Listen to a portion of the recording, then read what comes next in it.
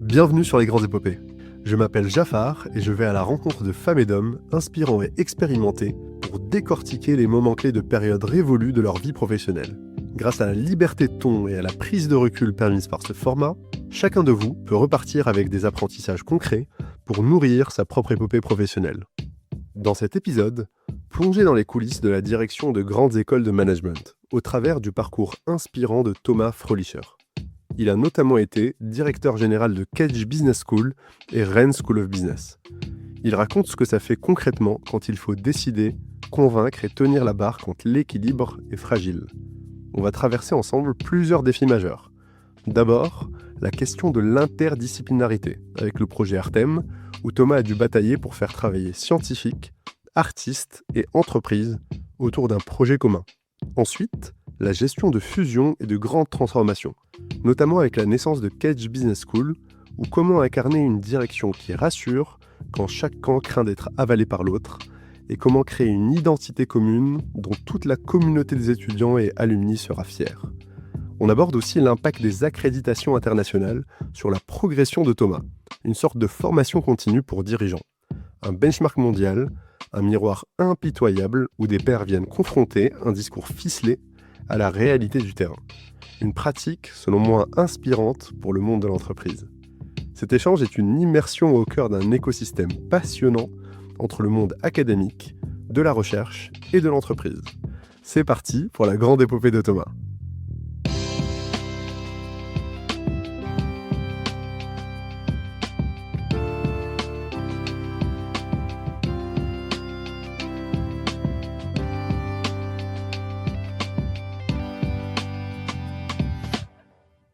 « 1993, tu as 27 ans. C'est ton premier jour en tant qu'assistant d'enseignement et de recherche à l'université de Strasbourg. Qui es-tu à ce moment précis ? Je suis un doctorant qui a commencé une thèse depuis presque un an et qui est content parce qu'il est nommé sur un poste d'assistant, ce qui est bien. J'habite dans la campagne, très reculé avec mon épouse et je partage ma vie effectivement entre un doctorat que je fais à Nancy, à l'université de Nancy à l'époque, maintenant université de Lorraine, et puis parallèlement donc ce poste qui est qui est en fait à Strasbourg. Donc je fais partie de ces rares gens à l'époque d'ailleurs qui partagent leur vie entre Strasbourg et son côté qu'on qualifie parfois d'un peu germanique, et puis Nancy, tellement français, il n'y a pas tant de lien entre les deux, quoi. Donc Okay. voilà. Et donc ça, c'est toi à 27 ans. Comment tu te présentes aujourd'hui ? J'ai repris l'année dernière un poste donc de professeur des universités à l'université qui est devenue l'université de Lorraine, donc 4 universités qui se sont rassemblées, une très grande université excellente en des tas de domaines et qui couvre un territoire très vaste. Et je suis plus précisément en fait professeur de stratégie à l'IAE de Metz, où donc j'ai l'ensemble de ma charge. Et j'ai le bonheur de retrouver des étudiants que j'ai pas eu pendant les 20 années précédentes. On va sûrement en reparler un peu. C'est très sympa. Et puis j'ai quelques missions plus transversales dans le contexte de l'université de Lorraine. Bon, je réfléchis un petit peu avec l'IAE et avec l'autre IAE qui est à Nancy à des questions d'accréditation internationale qui peuvent les intéresser. Et l'école des mines m'a demandé d'être un référent sur un sujet qui les intéresse, qui est au croisement entre les matériaux, notamment donc les critical raw materials, qui devient un enjeu majeur et dont on parle de plus en plus souvent maintenant, et les enjeux de géopolitique et donc de prise de décision stratégique. On fait des choses intéressantes. Moi, ça me passionne en tout cas. Génial. Ça fait, en plus, on va le voir, une belle boucle, la discussion qu'on s'apprête à avoir. Donc, bienvenue Thomas sur Les Grandes Épopées. Plaisir. Pour un épisode un peu original, parce qu'on l'enregistre pas chez toi, en Lorraine, mais à Nantes, à l'occasion d'un de tes déplacements. Alors je dis original parce que j'ai l'habitude de réaliser mes interviews chez mes invités. Cette fois-ci, c'est moi qui t'ai invité. Ou plus précisément, d'ailleurs pour rendre à César ce qui est à César, on est dans les locaux de Théodo, qui est un cabinet de conseil et de réalisation IT, où j'ai notamment travaillé ces dernières années, que j'ai quitté il y a quelques mois, et qui nous fait le plaisir de nous prêter une salle pour cet échange. Voilà. Donc merci à eux. Belle ville de Nantes. Et c'est un ancien René qui le dit, donc... C'est pas mal. On prend.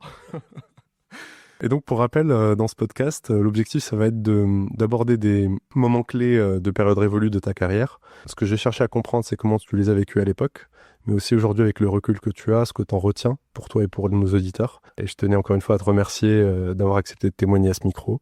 Et donc, c'est parti pour la grande épopée de Thomas.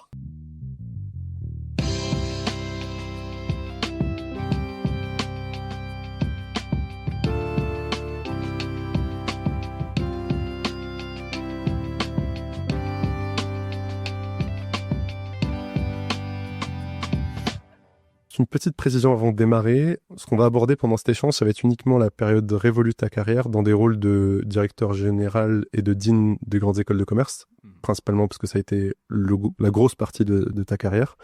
Parce que comme tu l'as précisé, depuis 2023, tu es à nouveau enseignant-chercheur à l'université et tu as aussi d'autres mandats que tu as précisé là. Donc cette partie-là, on l'abordera un peu moins pour rester fidèle à la promesse du podcast Les Grandes Épopées.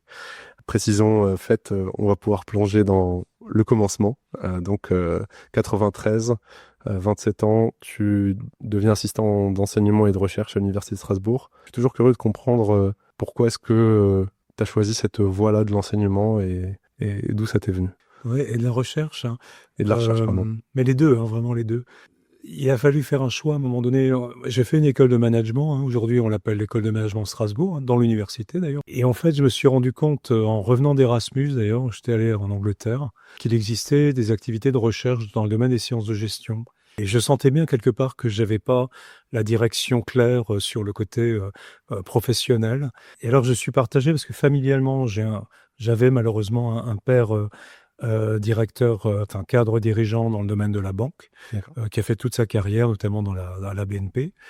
Et de l'autre côté, deux oncles qui étaient des professeurs d'université, l'un en sociologie, l'autre en démographie.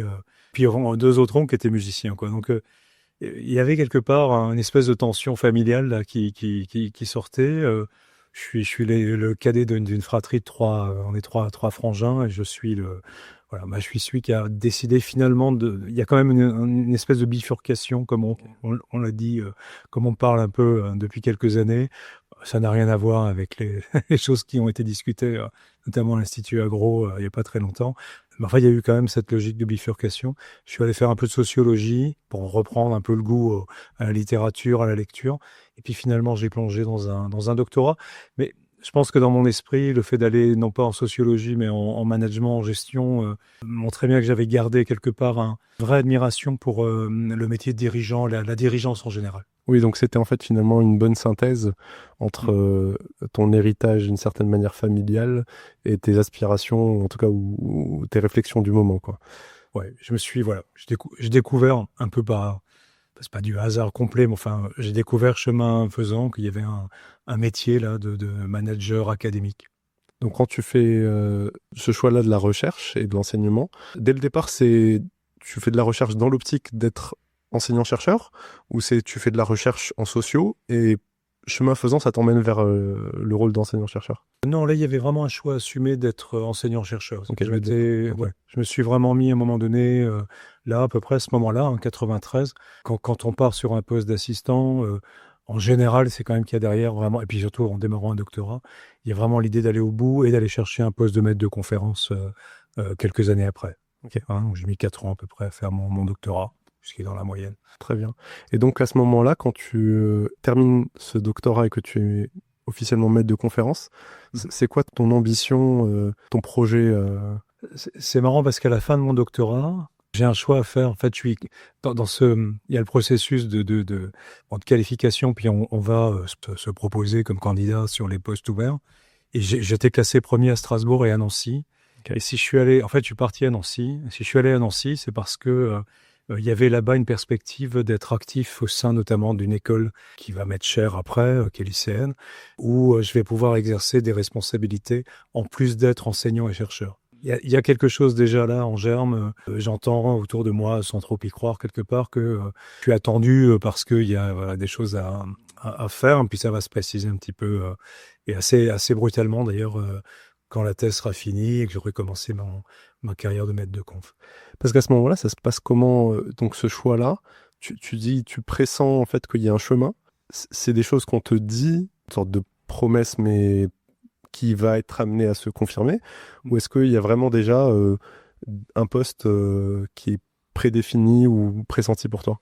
C'est compliqué de revenir si longtemps en arrière, mais c'est vrai que cette école là, dont on va peut-être parler un moment ou un autre, lycéenne, est dans un moment charnière. Elle est dans l'université en fait. C'est la seule école de management d'ailleurs qui a vraiment grandi à partir de 1905 dans une université portée par une faculté de droit. À ce moment-là, ça fait pratiquement 14 ans qu'elle vit mal quelque part son appartenance à l'université. D'accord. Et il y a des négociations qui sont ouvertes pour la sortir et la reconstruire sur un statut d'association, comme c'est le cas pour beaucoup d'écoles aujourd'hui. Je sens bien, à un moment donné, là, autour de l'année 2000, moi, c'est pas le bug de l'année 2000, c'est plutôt là, il y a un truc.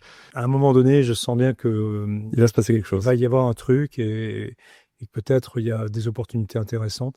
Puis on me fait une offre d'ailleurs aussi, entre guillemets, une proposition de rester à Strasbourg, également pour participer à la construction de cette école qui existe aujourd'hui.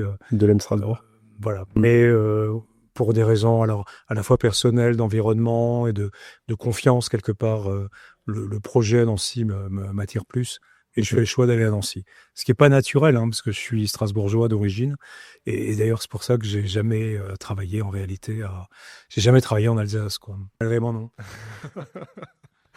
Mais ça, je pense que les auditeurs vont le remarquer. Tu as un désir d'ailleurs tout au long de ta carrière et tu vas beaucoup bouger aussi par rapport à ce qui se fait. En tout cas, j'ai l'impression dans ce type de secteur d'activité. Donc c'est plutôt inspirant. Enfin, tout ça est plutôt logique. On arrive sur ce nouveau rôle. Je sais que 2001, donc c'est une année charnière, c'est vraiment un moment clé.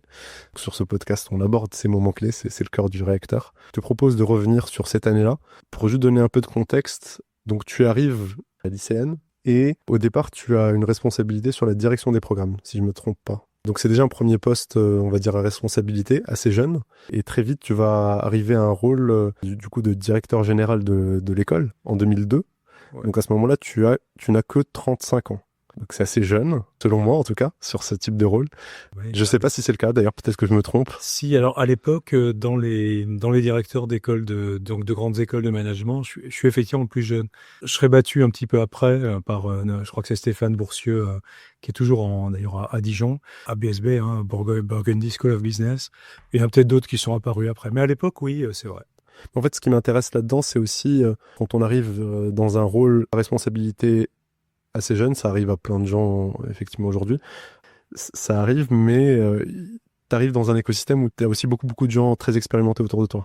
Donc je suis curieux de savoir comment est-ce que tu vivais ça à l'époque. Est-ce que c'était juste un non-sujet ou est-ce que c'est quelque chose auquel tu étais sensible? J'en étais très conscient et j'étais très content d'ailleurs, notamment dans les réunions avec d'autres directeurs, parce que c'est un monde où on se rencontrait souvent. Il y a une conférence et un chapitre à l'époque des écoles de management où on se voit au moins 2 fois par an. Et puis, les lycéennes appartient à l'époque, d'ailleurs c'est plus le cas aujourd'hui, mais à un club d'école qui s'appelle Écricom, qui recrute en classe préparatoire ensemble, à une mission parallèle, où il y a vraiment des directeurs à l'époque. Là, on est avant toutes ces grandes fusions qui vont avoir lieu un peu plus tard.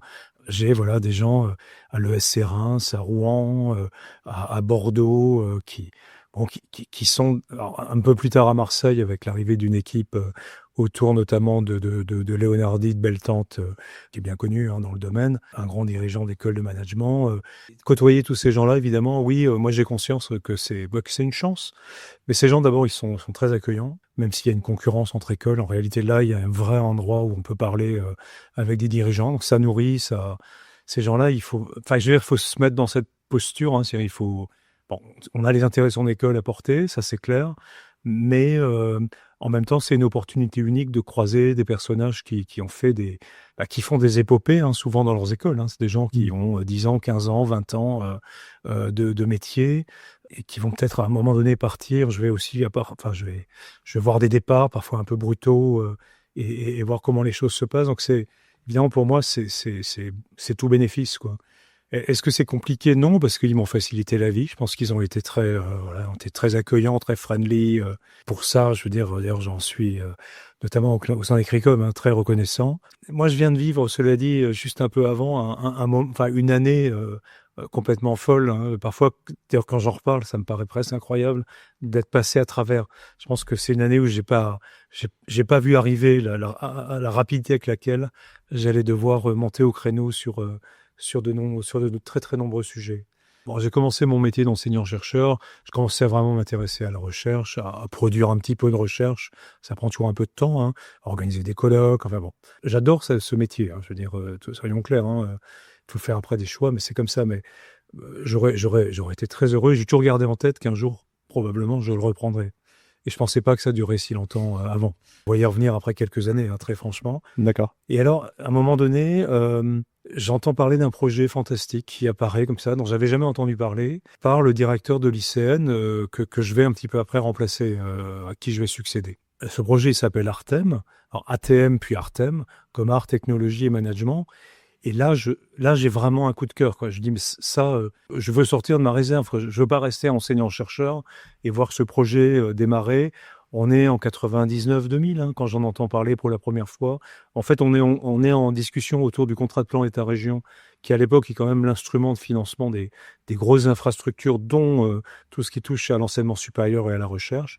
Et donc, il y a la perspective d'un projet qui permettra de mettre ensemble l'école des mines de Nancy, l'ICN et l'école nationale d'art et de design de Nancy, qui est la maison où s'est déployé l'école de Nancy, où il y a une célébration d'ailleurs de galets, de dômes, de majorelles, hein, enfin de toute de tous ces artistes qui a lieu aussi à peu près en même temps à Nancy. Donc voilà, j'ai vraiment très très envie d'y aller. Je dis, je suis dispo, quoi. Ah, c'est un truc, je veux dire, il faut quand même savoir à un moment donné dans son existence, on rate forcément des trains, hein, qui partent et puis on les prend plus, on fait autre chose, c'est pas si grave.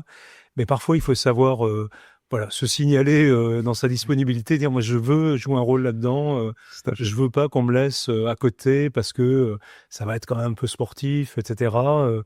Et donc là vraiment, je dis, j'y vais et on me confie une mission. Alors, on est plusieurs. Il y a quelqu'un qui va faire le même job à l'école des mines. Isabelle, je la cite, hein, c'est pas mon épouse qui s'appelle Isabelle aussi, mais Isabelle Lemay. Et on va en fait essayer d'inventer le premier élément très concret de cette alliance Artem, en créant les ateliers Artem, qui sont en fait tout un vendredi dans une année entière, qui est l'avant-dernière année de chacun des programmes en grande école ou école d'art, qu'on va neutraliser pour en fait permettre aux étudiants des 3 écoles de se retrouver dans des ateliers dits Artem, qui sont des mineurs, des axes transversaux, ils portent différents noms. Et moi, je vais réformer en fait le programme grande école de l'ICN. Donc c'est une chouette responsabilité qu'on va me confier comme directeur du programme. Donc là, je rentre vraiment très vite, en fait, je rentre dans le sujet et de l'ICN et de ce projet Artem. C'est un truc qui va se faire sur quelques mois, en fait. Donc ça va être très rapide et mis en œuvre quasiment immédiatement au courant de l'année 2000. Et ce qu'il faut se dire aussi, c'est qu'à l'époque, la question de l'interdisciplinarité, c'est pas du tout un sujet sur toutes les bouches. C'est quelque chose d'extrêmement précurseur, en fait, à ce moment-là. C'est très, très précurseur. Il y a quelques autres projets en France, mais qui sont moins structurants. Il n'y a pas notamment la perspective d'un campus avec en plus un gros laboratoire dans le domaine des matériaux. Ça va faire 250 millions d'euros, je pense, à la fin en termes d'investissement. Donc c'est colossal. C'est le plus gros chantier d'ailleurs quand il a eu lieu, que c'est étalé sur une période assez longue. C'est le plus gros chantier en Europe dans le monde de l'enseignement supérieur, je crois, hein. Pour ne pas dire de bêtises, c'est vraiment un investissement colossal. Bon, il prendra pas mal de temps aussi à se réaliser. Et donc, en France, il n'y a pas grand-chose. J'avais repéré un truc très sympa alors je vais pas dire de bêtises, mais c'était entre Centrale Paris, quelle école de design, c'est Straight College Design qui venait certainement de se créer à ce moment-là. Et il manque l'école de management qui doit être l'ESSEC, je pense. Il s'était créé une filière où ils partageaient et il y avait la même inspiration.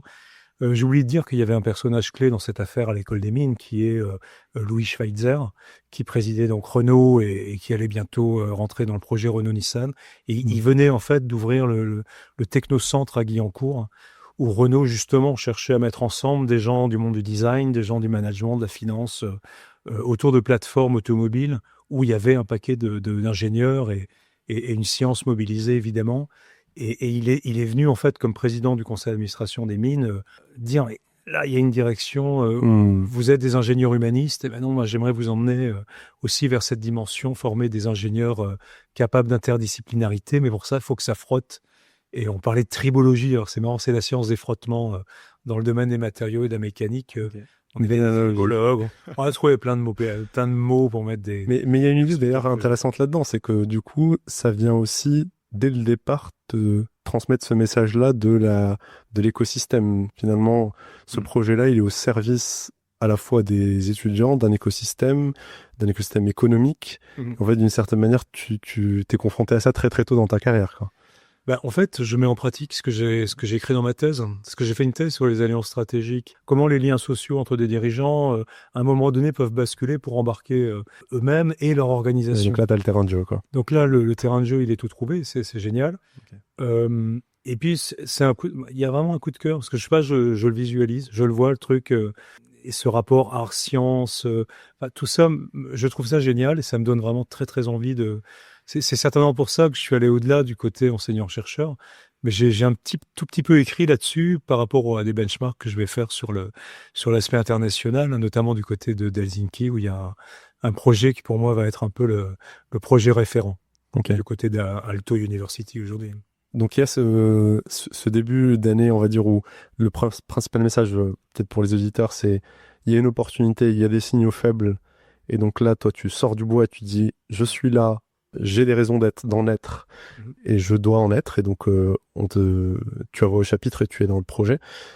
Puis ensuite, il y a la suite de l'année. Donc maintenant, t'es embarqué. Mhm. C'est quoi la suite des épisodes, justement? Tu parlais d'une année très très dense. Alors là, ça va être un peu, oui, ça va être un peu la folie, parce qu'il y a, côté ICN, il y a cette négociation dure, qui dure déjà depuis pratiquement 14 ans, je crois, pour que l'ICN trouve un statut qui la stabilise et qui lui permette de poursuivre une longue histoire, hein. C'est une école qui a été extrêmement bien classée, mais qui là est en difficulté dans son université. Elle s'y sent mal et est un peu rejetée dans ce contexte-là. Il y a une négociation qui devient difficile, il y a un nouveau président d'université, et quelque part, on me demande de rentrer dans un petit groupe de négociation pour aller au bout, quoi. Parce que Ok. c'est devenu tellement tendu que l'idée que quelques personnes avec un regard neuf, qui sont pas marquées par tout ce qui s'est passé avant, Hmm. arrivent est perçu comme un point de positif. Très bien. Et le nouveau président d'université va aussi chercher à sortir du côté conflictuel. Et l'idée, ça va être de se mettre d'accord sur un statut donc d'association rattaché à l'université. Et pour ça, il faut... Alors, je continue l'histoire parce que tout ça va s'enchaîner comme ça, hein, vraiment. L'idée, c'est que le lycéen, dans ses nouveaux statuts, garde quand même un attachement à l'université. Donc, une des idées, c'est de dire on va confier la première direction générale à quelqu'un qui a un statut de professeur des universités. Quitte à ce Ok. qu'il soit en détachement, évidemment, bon, je veux dire détachement, mais en disponibilité ou en délégation pour avoir ce rôle-là, pour qu'il soit dans les clous, hein, par rapport au monde universitaire. Très clair. Et pour ça, moi, il faut que je devienne professeur des universités. Donc, on va me dire, mais il faut aller vers le concours d'agrégation externe, comme on l'appelle, pour être agrégé donc, des universités. Et je vais rentrer dans ce concours, parce qu'il a lieu dans cette année de 2001, qui est un concours d'ailleurs très dur, où il y a il y a eu beaucoup de casse, entre guillemets. Il y avait une centaine de candidats, il en reste 17 à la fin. On est classé, je suis 7e. Donc, je vais me retrouver à Nancy. Et il y a des gens bienveillants qui vont s'assurer qu'il y a bien un poste à Nancy. Et je vais atterrir donc sur ce poste de professeur. Et je pense avoir quelque part réussi ce concours parce que justement, j'y suis allé, contrairement à beaucoup d'autres, sans vraiment m'être préparé, sans me poser de questions en y allant.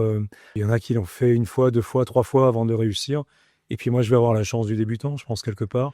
Et la motivation peut-être aussi de la raison pour laquelle tu es là. Enfin, je veux dire, à un moment donné, si tu sais que c'est pour avoir ce job, Ouais, alors je sais pas à quel point c'était clair, mais je ça pense avait que l'air... c'était clair pour les gens autour de moi, ça l'était beaucoup moins pour moi. Je Ah oui, pensais pas vraiment que j'aboutirais là-dessus. Ok. Mais à un moment donné, je vois effectivement que le chemin se met en place et que voilà, il s'ouvre, hein, pour que je puisse avoir ça. Et l'école va être dans ses statuts en 2002, en fait. Donc, je vais être adjoint et puis je vais naturellement, quelque part, être poussé pour être le premier DG dans l'école, dans ses nouveaux statuts. Je rajoute une petite page qui, pour moi, est importante, c'est le côté familial, il y a aussi derrière un troisième gamin qui va être mis en route, avec qui j'étais la semaine dernière, du côté d'Arus, où il fait son Erasmus, qu'il est grand maintenant, il fait des mathématiques, lui. Voilà, avec mon épouse, on se dit, OK, bon, on va partir là-dedans. On veut être aussi dans une grande famille. Et ma femme va, un peu plus tard, arrêter, elle est orthophoniste de métier. D'accord. Et elle a envie de voir grandir ses enfants. Et on a un deal quelque part. Va faire donc ton expérience de DG. Et puis, voilà, moi, je vais avoir ce plaisir. Et tout ça, encore une fois, on n'a aucune idée de combien de temps ça va durer. On s'embarque là-dedans. On parle d'un mandat de 4 ans, en fait. D'accord. C'est le mandat de 4 ans. Je te pose la question maintenant parce que ça va revenir un peu plus tard. C'est un standard à peu près dans ce secteur ou... Non, Non, il y a assez peu d'écoles hein, dans les grandes écoles actuelles donc, qu'on connaît.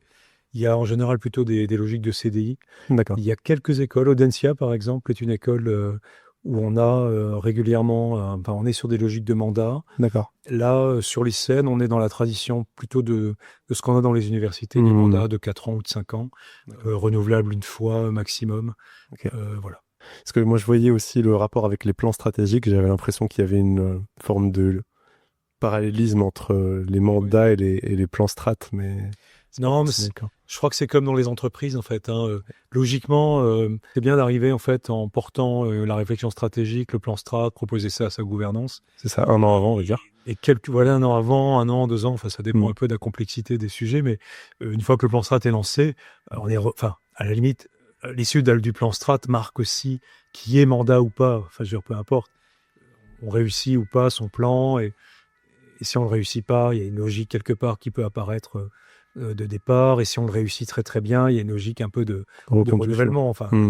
Je pense que ça vaut dans n'importe quelle organisation privée aujourd'hui. Tout à fait. Et donc ça veut dire qu'à ce moment-là, donc tu prends ce rôle de DG de l'ICN, sans suite dans les idées, en disant ça va durer 4 ans, que je m'embarque dans cette nouvelle aventure. Ce que je comprends, c'est que les conditions sont réunies aussi à titre personnel pour y aller. Et comment alors on appréhende, parce que là ça y est, à ce moment-là, c'est toi qui diriges, au sens... tu es à la manœuvre, encore une fois avec une expérience certes importante, mais pas très longue, finalement. Pas de DG, en tout cas. C'est ça. C'était quoi un peu ton émotion, peut-être Waouh, c'est difficile à redire, mais j'ai pas ressenti grand-chose, parce que j'ai pas eu le temps de poser beaucoup de questions à ce niveau-là. Il y avait ce côté un peu prédestination qui était porté autour de moi, donc je me suis laissé embarquer là-dedans. Okay. Évidemment, à un moment donné, je me suis hyper motivé pour le sujet. J'ai pas précisé qu'il y a encore un petit élément de contexte juste avant, c'est que mon poste en fait de professeur, il était aux mines de Nancy. Et qu'aux mines de Nancy, il y a eu une idée qui s'est pas réalisée parce que ça aurait été compliqué, de dire on a un gars qui va être DG de l'ICN, il va être en même temps directeur, ce que j'étais quelques mois, de la formation ingénieur civil des mines, et on va en faire une espèce de directeur académique, entre guillemets, d'Artem. Ça s'est pas fait, parce que, en fait, c'est impossible d'être en même temps sur ces différents postes, notamment aux mines. C'est quand on est directeur de la formation ingénieur civil, on n'est que directeur ingénieur, et on fait que ça, quoi. Et ça se marie pas très bien. Mais il y avait une tentative quelque part.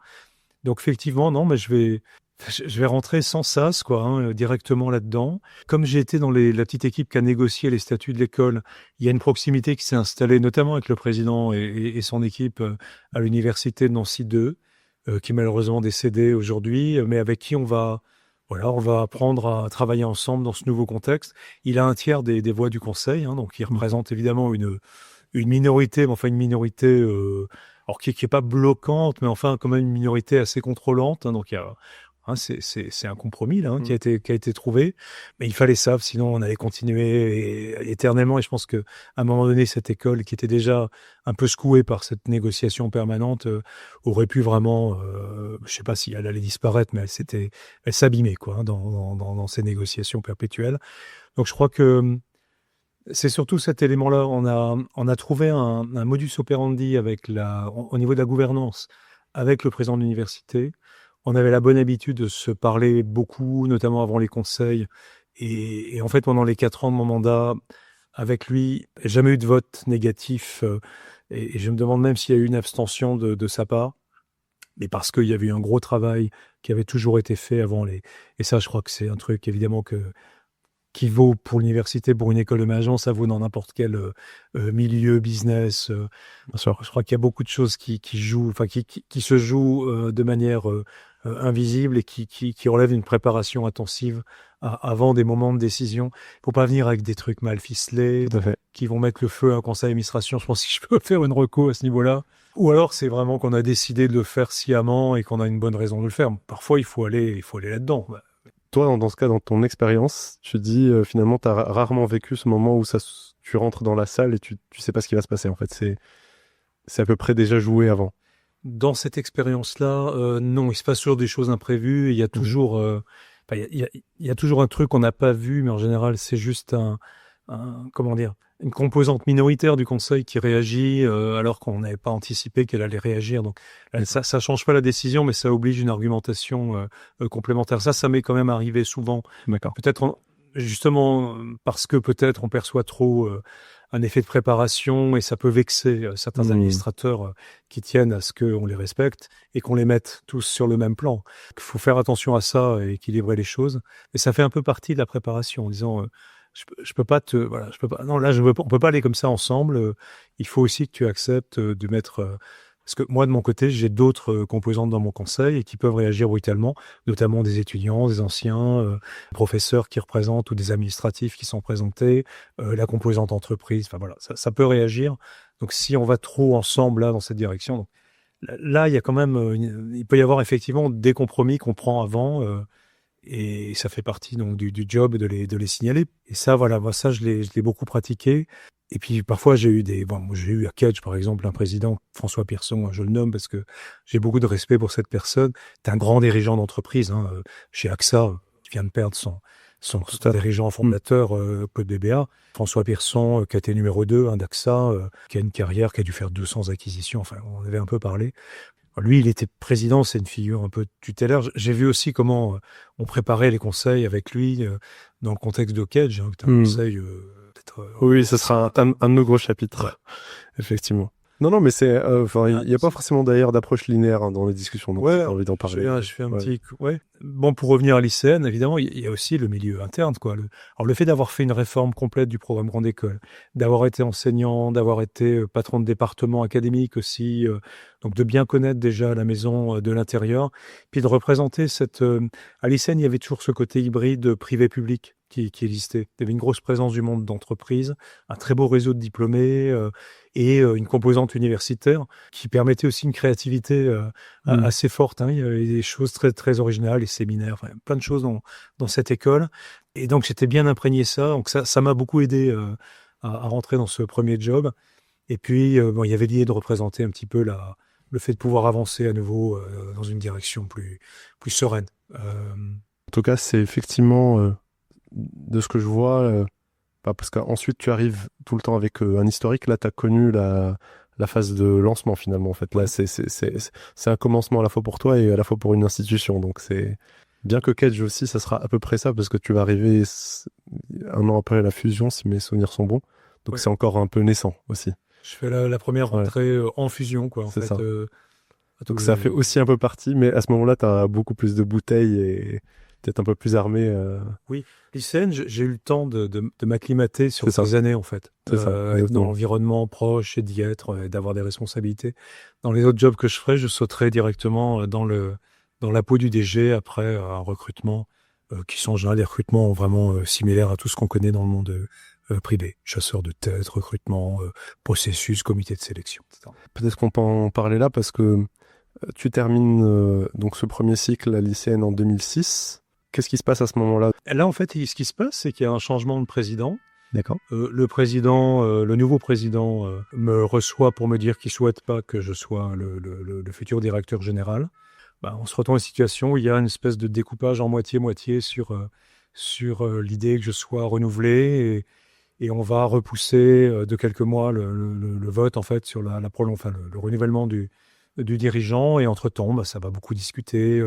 Et je vais avoir une chance formidable, c'est qu'en fait, on va me dire, bon, là, il y a un truc, bon, c'est compliqué, ça fera de l'attention, on n'aime pas, enfin, je veux dire, c'est pas bon pour l'école probablement non plus, et c'est vrai, l'attention, c'est aller un petit peu trop loin, c'est difficile d'imposer le truc, ça va amener un à nouveau un moment conflictuel. Par contre, on va me faire une proposition qu'on ne refuse pas, comme on dit parfois. On va me proposer d'être le premier délégué général d'Artem, ce projet dans lequel j'ai tellement investi avec l'école, dans lequel j'avais déjà commencé avec cette mission à l'époque. Et j'ai continué à pousser l'école de management finalement à épouser cette logique d'interdisciplinarité et à former des dirigeants avec une très très grande ouverture. On parle déjà à l'époque des T-shape organization. Ça, c'est un sujet sur lequel j'avais bossé, l'ambidextrie et une nouvelle forme d'organisation. Et donc là, je pousse vraiment cette compétence pour essayer d'en faire un élément distinctif pour l'ICN qu'on a besoin. Hein. Parce que là, on est dans un monde de business school qui a commencé à devenir un monde où on rigole plus, on commence à avoir des tailles critiques et la compétition a bougrement changé, les accréditations internationales. Enfin, on est rentré dans cette époque-là. Ouais, une grosse mécanique de course à la taille, etc. Ouais, donc je vais pendant 2 ans devenir voilà, je vais me retrouver dans un bureau avec un stagiaire. C'est bien, c'est un truc très entrepreneurial, mais dans une association de préfiguration. Et là aussi, il y a une volonté de pacifier ce projet tellement important, parallèle d'ailleurs de celui de Beaubourg-Metz. Hein. C'est vraiment un moment où il y a de très gros projets structurants. Et moi, j'ai un rôle en fait qui est de représenter les futurs utilisateurs du campus. Hein. Il y a des gens... Il y a des grands politiques, hein. Il y a André Rosselló, Michel Dinet, respectivement président de l'agglomération de Nancy, qui a transformé Nancy, Michel Dinet, qui est le président du conseil départemental, qui voilà, porte ce projet, qui est un projet qui fait beaucoup de bruit dans les ministères, enfin un peu partout. Et les 2 ans sont les 2 ans les 2 années-là, c'est pas neutre, il y a des élections municipales et régionales à l'issue de ces 2 années. Donc mon job, c'est aussi de faire en sorte qu'on facilite, qu'on ne fasse pas d'Artem un sujet polémique, qu'on essaye aussi de montrer qu'il y a du contenu dans les formations, dans ce projet, et pas que des murs et de l'immobilier. Et puis surtout qu'il y a aussi un dossier de recherche particulièrement compliqué. Et là, je touche à l'idée de recherche interdisciplinaire. J'entends ce qui se passe au niveau du ministère de l'Art et de la Culture sur l'idée d'un doctorat en art et en design qui se discute. Hein, c'est pas encore fait à l'époque. Je crois que ça existe aujourd'hui certaines institutions. Et pour ça, pour comprendre aussi le contexte, tu parlais tout à l'heure de la création donc d'Artem, de cette idée-là, avec aussi cette volonté d'industriels comme Renault de lancer cette activité, cette formation. Là, quand tu arrives en 2007-2008, donc c'est les 2 années où tu auras ce rôle-là à Artem, on en est où en termes de maturité dans le projet? On est en maturité sur les ateliers Artem. On a du mal à projeter la suite, par exemple à inventer de nouveaux masters. D'accord. Moi, j'avais l'idée d'un Artem MBA, par exemple, en guise de dernière année pour les étudiants des 3 écoles qui le souhaitaient. Je voyais bien le truc en Executive Education. Je pense qu'on aurait pu faire un gros truc. On a commencé à faire des formations continues, notamment travailler pour le groupe Cora avec une formation très, très Artem, hyper intéressante, et futur directeur d'hypermarché de Cora avec Philippe Bourriez à l'époque. Donc il y a des trucs saillants, très innovants. Le plus délicat, c'est vraiment les dossiers recherche. Dossiers recherche parce que là, il y a des thématiques qui apparaissent. Le problème, c'est d'intéresser des chercheurs vraiment protés, notamment du côté des mines de Nancy, où tous les grands laboratoires de la région sont souvent dirigés par des professeurs qui sont en même temps professeurs aux mines. INRIA, enfin bon, on est vraiment, c'est vraiment une école qui porte une science au plus haut niveau. Et du côté de l'art, évidemment, en école d'art, on n'a pas ce côté, la recherche artistique, on en parle, mais c'est très loin, c'est pas du tout les mêmes pratiques, on parle pas du même sujet. Et puis l'école de management, on est entre économie et management, on est dans quelque chose qui est un peu dans l'entre-deux. Donc là, on a du mal en fait parce que en gros, ce qu'on m'explique, c'est une expérience vécue. Ça, c'est un professeur de très très haut vol qui me dit, écoute, moi j'aime bien tes sujets là. On pourrait amener des algorithmes hyper pointus là-dedans, mais tu comprends, ce que tu nous proposes pour nous, c'est pas de la recherche de pointe, quoi. On est beaucoup plus loin que ça. On va devoir dégrader quelque part le niveau de notre recherche pour faire des trucs hyper intéressants en termes d'applicatifs. Mais si tu veux, je peux pas te garantir que mes collègues enseignants-chercheurs ne viendront autrement que parce qu'ils sont soit passionnés, soit sur une forme de hobby. Et donc, ils vont pas, tu risques de les perdre facilement et ça va être compliqué d'avoir vraiment des projets de recherche. Donc là, il y a un travail. Heureusement, il y a ce pôle matériaux quelque part qui s'invite au point qu'à un moment donné, Artem, on se demande si le M doit vouloir dire matériaux management. Enfin bon, Ok, on a donc je suis ancien directeur d'une école de management, j'avais réagi là-dessus. Enfin, peut-être dire Artem mais c'était un peu compliqué. Parce qu'il y a un très gros laboratoire de matériaux, hein, je crois que... Oui, donc en fait, 400 chercheurs. finalement, il y avait peut-être une fenêtre de tir, on va dire, qui était cette niche-là, même si c'est pas, enfin, 400 chercheurs, c'est plus qu'une niche, quand même. Ouais, non, Mais c'est c'est une très expertise. l'Institut Jean Lamour aujourd'hui, c'est un très très gros centre de recherche. Et donc, in fine, tu t'en sors comment avec cette équation qui a l'air d'être insoluble? C'est un moment où je me suis éclaté, comme on dit, hein, à aller chercher partout des sujets de recherche. Du côté de Vittel, par exemple, faire du land art sur l'impluvium de Vittel. Vittel, c'est en Lorraine, hein. Nestlé a monté tout un projet là-bas pour s'assurer qu'il n'y a aucune activité qui peut polluer Vittel, mais ils ont besoin de diversifier les activités. Et donc, voilà, une polarité Artem pourrait venir construire en recherche-action quelque part sur le terrain, quelque chose qui se nourrit vraiment des 3 domaines. Mais du coup, c'est finalement de la recherche quand même assez appliquée. Je pense que systématiquement, on essaie aussi de montrer que ça va avoir un impact sur le territoire. C'est une façon aussi de rendre à des politiques qui se sont beaucoup mobilisés sur le sujet, qui ont beaucoup donné de leur personne, qui sont allés chercher des accords compliqués de très très gros financement, une façon de leur montrer que voilà, Artem, ça sert l'objectif, leur objectif en tout cas et leur ambition. Ouais, puis on est dans un monde où les politiques ont souvent un problème avec les très grands laboratoires parce qu'ils considèrent qu'ils se mobilisent pas assez pour des tissus de PME, PMI. Bon. Donc on essaye aussi de prendre cette place-là avec le projet Artem. Et une question là-dessus, parce que j'imagine que quand tu es dans ces positions-là, tu es scruté aussi dans ta méthode, ce que tu fais, tes prises de position pour la suite, parce que il va y avoir après des moments où tu vas être peut-être chassé, etc. À quel point t'es vigilant à ça, à ce que tes décisions disent de toi, disent de ta capacité à justement faire consensus, à écouter le politique et l'économique, etc. Mais en fait, curieusement, j'ai joué à l'inverse, quoi. J'ai bien compris que pour être un délégué général d'Artem qui a une certaine efficacité, il fallait que je fasse, que je me mette plutôt dans la peau d'un DIRCAP, quoi. Enfin, il fallait pas une visibilité personnelle qui soit forte pour être capable d'embarquer avec moi, notamment 3 directeurs d'école qui n'allaient pas lâcher leurs prérogatives. Alors, mon successeur, un directeur d'école des mines qui était un type super, mais quand même, qui pilotait une institution connue et reconnue. Puis du côté de l'art et de la culture, une certaine méfiance par rapport, d'ailleurs, même au monde de l'enseignement supérieur et de la recherche. Hein, on est sur un autre ministère. Donc, moi, mon rôle, c'était quand même d'aller justement traquer les conflits potentiels, de les déminer autant que possible, que ce soit politiquement, scientifiquement, enfin, au plan académique. Alors, il y a un groupe de 40 entreprises qui s'est réuni dans une association d'Artem Entreprises, qui a été pour moi un très, très gros appui dans ce rôle de délégué général. Mais en fait, ils ont toujours été là dans les moments clés, un peu dans l'esprit de ce que Louis Schweitzer avait vraiment mis comme vision en fait en route, en disant nous les entreprises on adhère, quoi, on adopte, on peut vous dire que peut-être qu'en recherche c'est pas si facile de trouver les clés, mais en enseignement ça fait du sens, dans les compétences qui sont attendues ça fait sens, et on va vous le montrer en amenant des projets de toutes sortes, notamment dans ces ateliers Artem, et ils sont allés aussi un peu plus loin en finançant, en amenant des ressources qui ont été quand même très utiles. Et ça, c'était... Voilà. Donc moi, je me suis mis dans cet ensemble. C'est vraiment la gestion... c'est du management d'écosystème. Hein.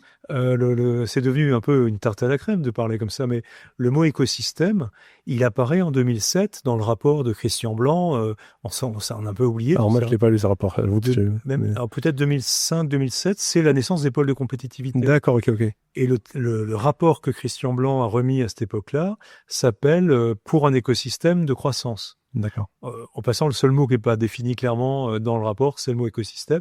Mais voilà, moi, j'étais dans une pratique un peu du management dans un écosystème qui est fait d'alliances de relationnel et on va constamment essayer de créer des nœuds et des rapprochements entre des sujets qui, au départ, on parle beaucoup des rencontres improbables à l'époque, il y a tout ce vocabulaire qui apparaît. Et c'est vrai que le monde de l'art, par exemple, est très, très propice, hein, est une bonne matrice pour penser un petit peu ces choses-là.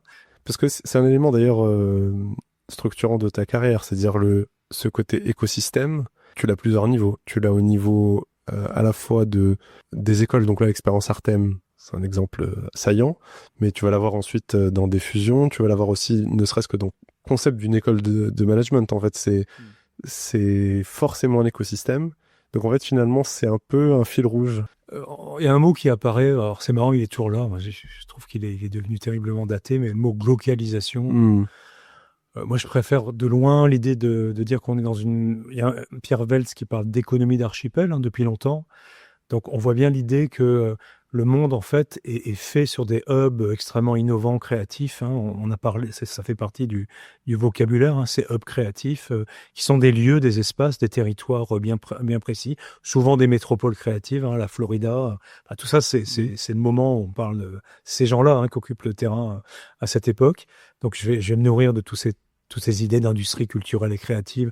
Moi, l'idée, c'est de dire que va falloir comprendre l'écosystème au sens local, souvent métropolitain, avec des régions qui ne sont pas complètement définies. Enfin, bon, on voit bien les nœuds de réseau, essayer de boucler pour voir où est-ce qu'il y a de l'excellence, de l'originalité, d'inspiration à trouver. Et puis ensuite, mettre en contact ces écosystèmes avec des écosystèmes lointains, parce qu'on voyage vachement bien, évidemment, quand on vient au nom d'un écosystème complet. Même si ta métropole, elle n'est pas une métropole de taille mondiale. Mais si elle est extrêmement connectée, créative, tu peux être un hotspot incontournable, même en étant finalement de taille relativement modeste. Donc tu avais ton visa, entre guillemets, pour aller au contact d'autres écosystèmes inspirants, parce que tu avais le terrain de jeu, en fait, finalement, très interconnecté, en vrai. En fait, voilà, en traçant tous ces traits, on arrive à pas s'empêtrer dans ces problèmes de territoire. Enfin, soit tu es dans le territoire, soit tu es mondial, quoi. Il n'y a rien entre les deux, ce qui est complètement absurde. Je prends toujours l'exemple de Harvard ou du MIT. J'ai travaillé avec Georgia Tech aussi, par exemple, à Atlanta. Ils s'intéressent beaucoup à leur territoire local, quoi. Et ça n'empêche pas d'être une dimension. Jusqu'à présent, aujourd'hui, ce sont de très, très grandes institutions universitaires mondiales. On espère que ça dure, évidemment. C'est un autre sujet. Oui, tout à fait. Ça, c'est... ils sont challengés d'une autre manière, on va dire, c'est comme ça. Chacun a ses petits problèmes. Voilà. Si on passe à l'étape d'après, justement, après Artem, là, il y a un changement quand même, selon moi, radical, mais peut-être pas, où tu vas avoir une expérience internationale, en tout cas. C'est l'international proche, mais c'est l'international quand même. Tu es chassé, du coup, pour ce rôle, cette fois-ci ? Oui. Comment ça se passe ? Donc, tu es directeur général de HEC Liège. HEC a fait sa fusion dans l'université de Liège. Il y a un HEC Liège, la haute école à la Belge, en fait, qu'on retrouve aussi aux Pays-Bas ou en Allemagne, mais qui a été intégrée dans l'université de Liège avec un statut particulier. Donc, une faculté avec beaucoup d'autonomie qui gère son budget. Et effectivement, j'avais eu le plaisir, notamment du côté du Grand-Duché du Luxembourg, de connaître ces gens d'HEC et d'entendre parler progressivement du côté d'HEC de l'idée d'intégration de l'université. Donc, à un moment donné, ils ont co-dirigé pendant 5 ans cette fusion. D'accord. Ils ont vraiment bien travaillé, ça a été bien préparé. C'était complexe, en fait. 2 environnements institutionnels différents, même si les 2 sont publics. Et au bout de 5 ans, ils avaient donc prévu de sortir de ce côté co-leadership. L'un partait à la retraite et l'autre directeur avait envie de reprendre sa carrière académique et rester d'ailleurs dans l'institution, ce qui va m'être utile quand je vais arriver. Et donc, j'ai bénéficié quelque part d'une wild card, disons, pour rentrer dans le processus de recrutement. Parce que l'un des deux m'a dit, tiens, Thomas, ça t'intéresserait pas ? On va lancer un processus de recrutement. D'accord. Et je me suis retrouvé listé. Il y avait quand même pas mal de candidats. Et à la fin, il y a eu le trio. Donc, j'ai quand même été mis sur le grill. Je fais mes entretiens, chasse de tête, comité de sélection derrière pour les 3 derniers rescapés du processus, comme il y a souvent en fait dans les écoles. Tu vas dans quelle optique, avec quelle ambition Alors, c'est une constante dans tous les jobs, en fait. Ça a toujours été complètement différent. Là, l'agenda est complètement différent. Ok. Au départ, c'est pas du tout la même chose. Le contexte, évidemment, est pas le même. Les enjeux sont pas les mêmes. Il y a d'autres sujets importants qui vont, avec lesquels je vais devoir travailler rapidement. Alors, c'est vraiment une expatriation proche. J'ai plein d'amis qui sont expatriés à travers toute la planète, à Singapour, en Turquie, etc. Mais bon, mine de rien, c'est très casse-gueule d'aller travailler à l'étranger dans un endroit où on parle la même langue que la tienne. D'accord. Parce que tu crois que tu parles la même langue, mais en fait, souvent, tu ne dis pas les mêmes choses avec les mêmes mots. Et quand je suis allé à Liège, on m'a expliqué au Québec que les Français, ils comprenaient pas leurs cousins québécois comme leurs cousins wallons. Ils croyaient toujours que ces gens-là avaient une envie, c'est de se comporter comme des Français, mais que c'est pas le cas. En clair, c'est pas parce que tu parles la même langue. Très clair. C'est même c'est une idée reçue. Il faut être encore doublement vigilant, si je comprends bien. Ouais, je pense que c'est très casse-gueule. C'est plus facile de parler anglais. Je le ferai plus tard, mais voilà. Donc c'est quand même. En fait, au final, ça a été une vraie expatriation, et je me suis beaucoup rapproché. J'ai vraiment vu d'ailleurs une Europe qu'on connaît pas bien en France pour beaucoup de monde. C'est l'Europe du Nord. Bon, l'Allemagne, en tant qu'Alsacien, je vois à peu près ce que c'est, mais tout ce qu'il y a au-delà de la Belgique, donc à commencer par les Pays-Bas, cette Allemagne qui monte assez vite sur la Scandinavie et puis sur les pays. Il y a une aspiration, en fait, à Liège, qui est une ville très très francophile, qui est la seule ville qui a la Légion d'honneur d'ailleurs, parce que dans les années 14-18, ils ont aidé à un moment donné, et je crois que si les taxis de la Marne ont pu amener les soldats sur le terrain, c'est parce que les Liégeois ont résisté aux Allemands à ce moment-là. Enfin, il y a une histoire comme ça. C'est pour ça qu'il y a un métro Liège aussi à Paris. Ah oui, ok. Très bien.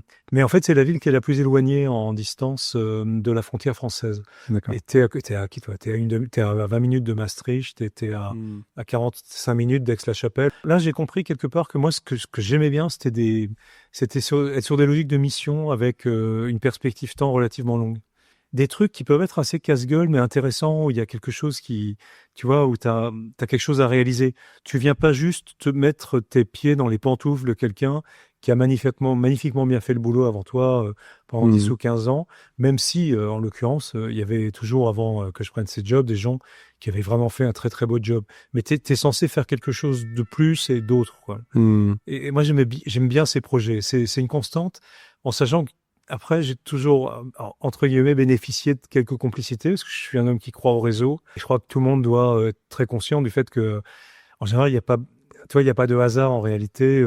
Quand t'as toujours les yeux grands ouverts, tu croises des gens qui te parlent de trucs et tu les recroises un jour et ils te disent, mais tiens, pourquoi ça t'intéresserait pas, toi, ce truc-là? Voilà. Et Ketch, ça a été pareil. Et Rennes, ça va être pareil un peu plus tard. Voilà. Mais Liège, c'est 6 années. Donc là, c'est 2 mandats max. Et donc, au milieu du 2e mandat de 4 ans, il fallait que je me projette ailleurs parce que j'avais pas de pied-à-terre à liégeois. J'avais pas une charge académique à Liège. Donc, il fallait du bouge. Sur ce passage d'HEC Liège à Kedge, c'est un gros morceau, ce passage. Ouais. Ça, c'est sûr. J'aimerais bien t'entendre. On va en parler. Première question, déjà, c'est d'où ça vient et peut-être comment ça se passe. Parce que je précise pour les auditeurs qu'en préparant cet entretien, on a beaucoup abordé ces questions-là et je trouve que ton expérience, Thomas, est très enrichissante aussi sur ces moments de transition. Parce que ces moments de transition-là, c'est des moments en fait où il y a des questionnements, il y a des doutes, il y a des convictions, enfin il y a plein de choses en fait qui sont aussi très actionnables et très transférables dans d'autres secteurs d'activité. C'est pour ça que je fais un peu l'accent là-dessus sur cet échange-là, cet épisode, voilà, de rentrer plutôt dans les moments de transition. Donc je te donne la parole. Ouais. Comment ça se passe, comment ça démarre, c'est quoi peut-être le premier pas? Pour être sincère, et ça me permet de faire un clin d'œil, il y a une espèce de chassé-croisé. En fait, il y avait un poste à l'EM Lyon auquel j'avais postulé. J'y suis pas passé, donc ça veut dire que on m'a quand même conservé dans un petit panel final et j'ai eu le droit de faire quelques rounds là-bas. Mais en fait, ça m'a permis de croiser quelqu'un qui finalement a pris la direction générale de l'EM Lyon, où il avait déjà été DG adjoint, c'est Bernard Beltante. Quand il avait décidé donc de partir de Kedge, c'est lui qui, avec la gouvernance évidemment, enfin c'est lui qui, avec McLaughlin du côté de Bordeaux, a annoncé cette naissance et a mis le nom Kedge dessus. Jusque-là, donc on doit être en mai 2013, non 2014, et à partir de 2013 on en parle. Comme on parle de Neoma d'ailleurs, je pense à peu près à la même. À l'époque, Schema, c'est bien avant évidemment. Oui, c'est 2009. Ouais. Là, il y a plusieurs années d'avance. Du côté de Schema. Je précise, j'ai étudié à Schema, c'est pour ça que tu parles de Schema. Ouais, enfin, c'est les 3. Non, mais c'est aussi la fusion. En gros, c'est les 3 méga fusions, tout à dire, qui ont eu lieu. Il y en aura peut-être d'autres plus tard, mais là, il y en a 3 en tout cas, Maus. Exactement. Et on est en fait on est dans ces moments où les deans se réunissent à l'étranger. Là, je crois qu'on est à San Francisco. Et je prends un café, on est en janvier en fait, et je prends un café avec Bernard. On a l'habitude de se voir et de discuter avec plein de monde, hein, il y a beaucoup de réseaux là dans ces moments-là. On est dans le contexte de l'ACSB, alors c'est les accréditations internationales des écoles. Il y a les Dean's Conference chaque année où il y a que les doyens qui vont, les directeurs généraux. Et donc c'est des moments privilégiés hein, pour se parler pendant 2-3 jours. Et donc il me regarde comme ça, et puis il me dit, mais apparemment t'es mobile, tu commences à chercher, enfin on discutait de ça, et il dit, mais ça t'intéresse pas d'aller postuler à Cage là, voilà, enfin bon, moi j'irai pas, mais enfin je vais pas rester, mais il y a un super truc, quoi, je veux dire, parce il y croyait, enfin je veux dire, il est sincère dans sa démarche, et donc c'est comme ça, c'est marrant, ça ressemble un peu à Liège, je vois, il y a une sorte d'un formateur, parce que voilà, je crois qu'on s'est apprécié, peut-être parce que j'ai jamais bossé sous les ordres de Bernard, hein. C'est pas un dirigeant facile, hein. Enfin bon, il a sa carrière à mettre sur la table, hein. On peut pas, pas critiquer dire ses réussites. Et donc c'est comme ça que je me suis retrouvé embarqué. Alors là, il y a un recruteur, je crois que c'est à ce moment-là qu'on fait connaissance, avec qui je vais entretenir après un lien assez durable. D'accord. Et encore aujourd'hui, on se parle. Alors c'est pas pour retrouver un job, hein, mais on a pris l'habitude de se parler 2-3 fois dans l'année, de manger ensemble. Et 2 fois, en fait, hein, il a trouvé pour moi il a été celui qui, in fine, m'a amené jusqu'à, dans un processus de recrutement, jusqu'à les 3 personnes qui vont être présentées à un comité de recrutement. Et donc, on a appris à bien se connaître, pour les plus, les moins. Donc, je pense qu'il sait aussi un petit peu, il me connaît bien, quoi, au final. À un moment, on a fait du coaching ensemble aussi, parce que c'est un truc bien dans une carrière d'avoir l'humilité aussi de se faire coacher, hein. Surtout un gars comme moi, parce que finalement, moi, je suis un autodidacte hein, dans le management. J'ai tout appris sur le tas. Hein. Parce que c'est pas dans un doctorat qu'on apprend à manager une entreprise. Hein. Il faut quand même être clair là-dessus.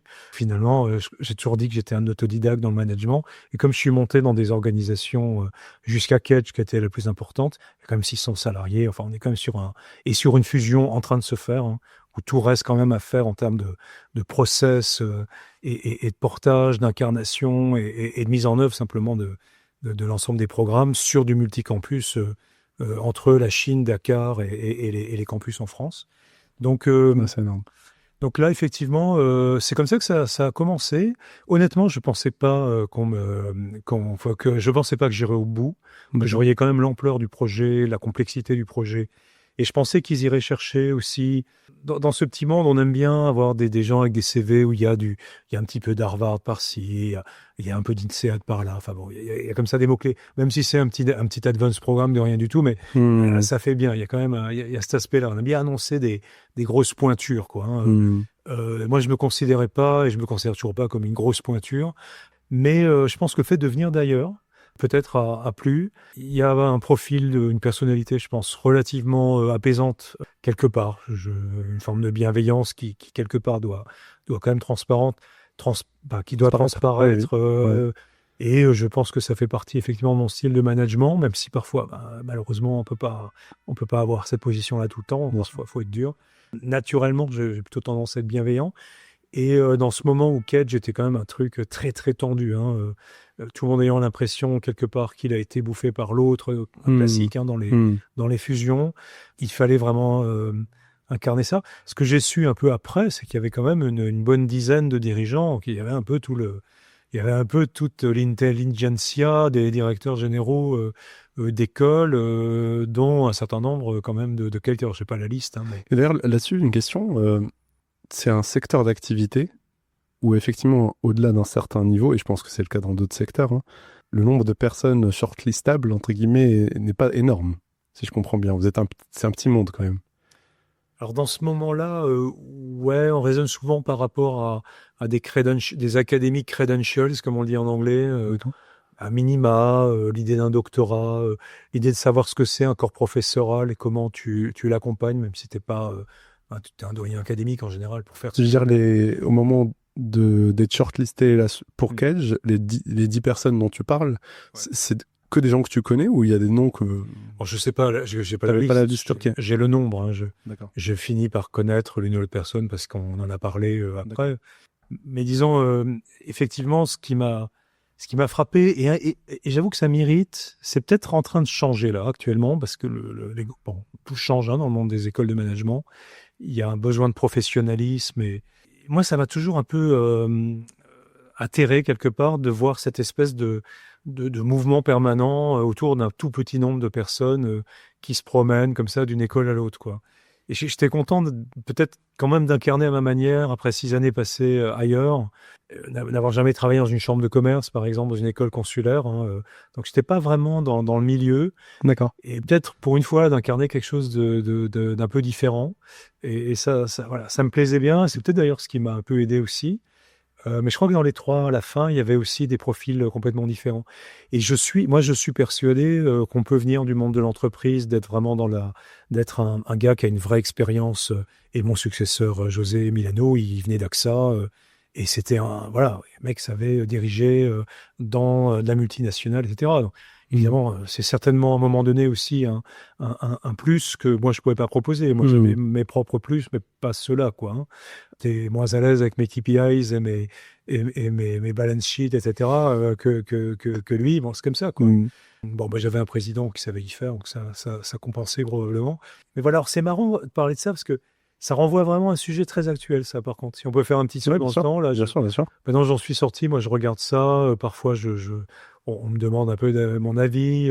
J'ai fait aussi plein d'accréditations pendant toutes ces années, donc j'ai vu aussi ce qui se passe à l'étranger. Et finalement, c'est beaucoup plus ouvert, même si c'est peut-être plus marqué au niveau académique, mais il y a beaucoup plus de diversité, de possibilités, de choix. Okay. On n'hésite pas non plus à recruter à l'étranger, choses comme ça.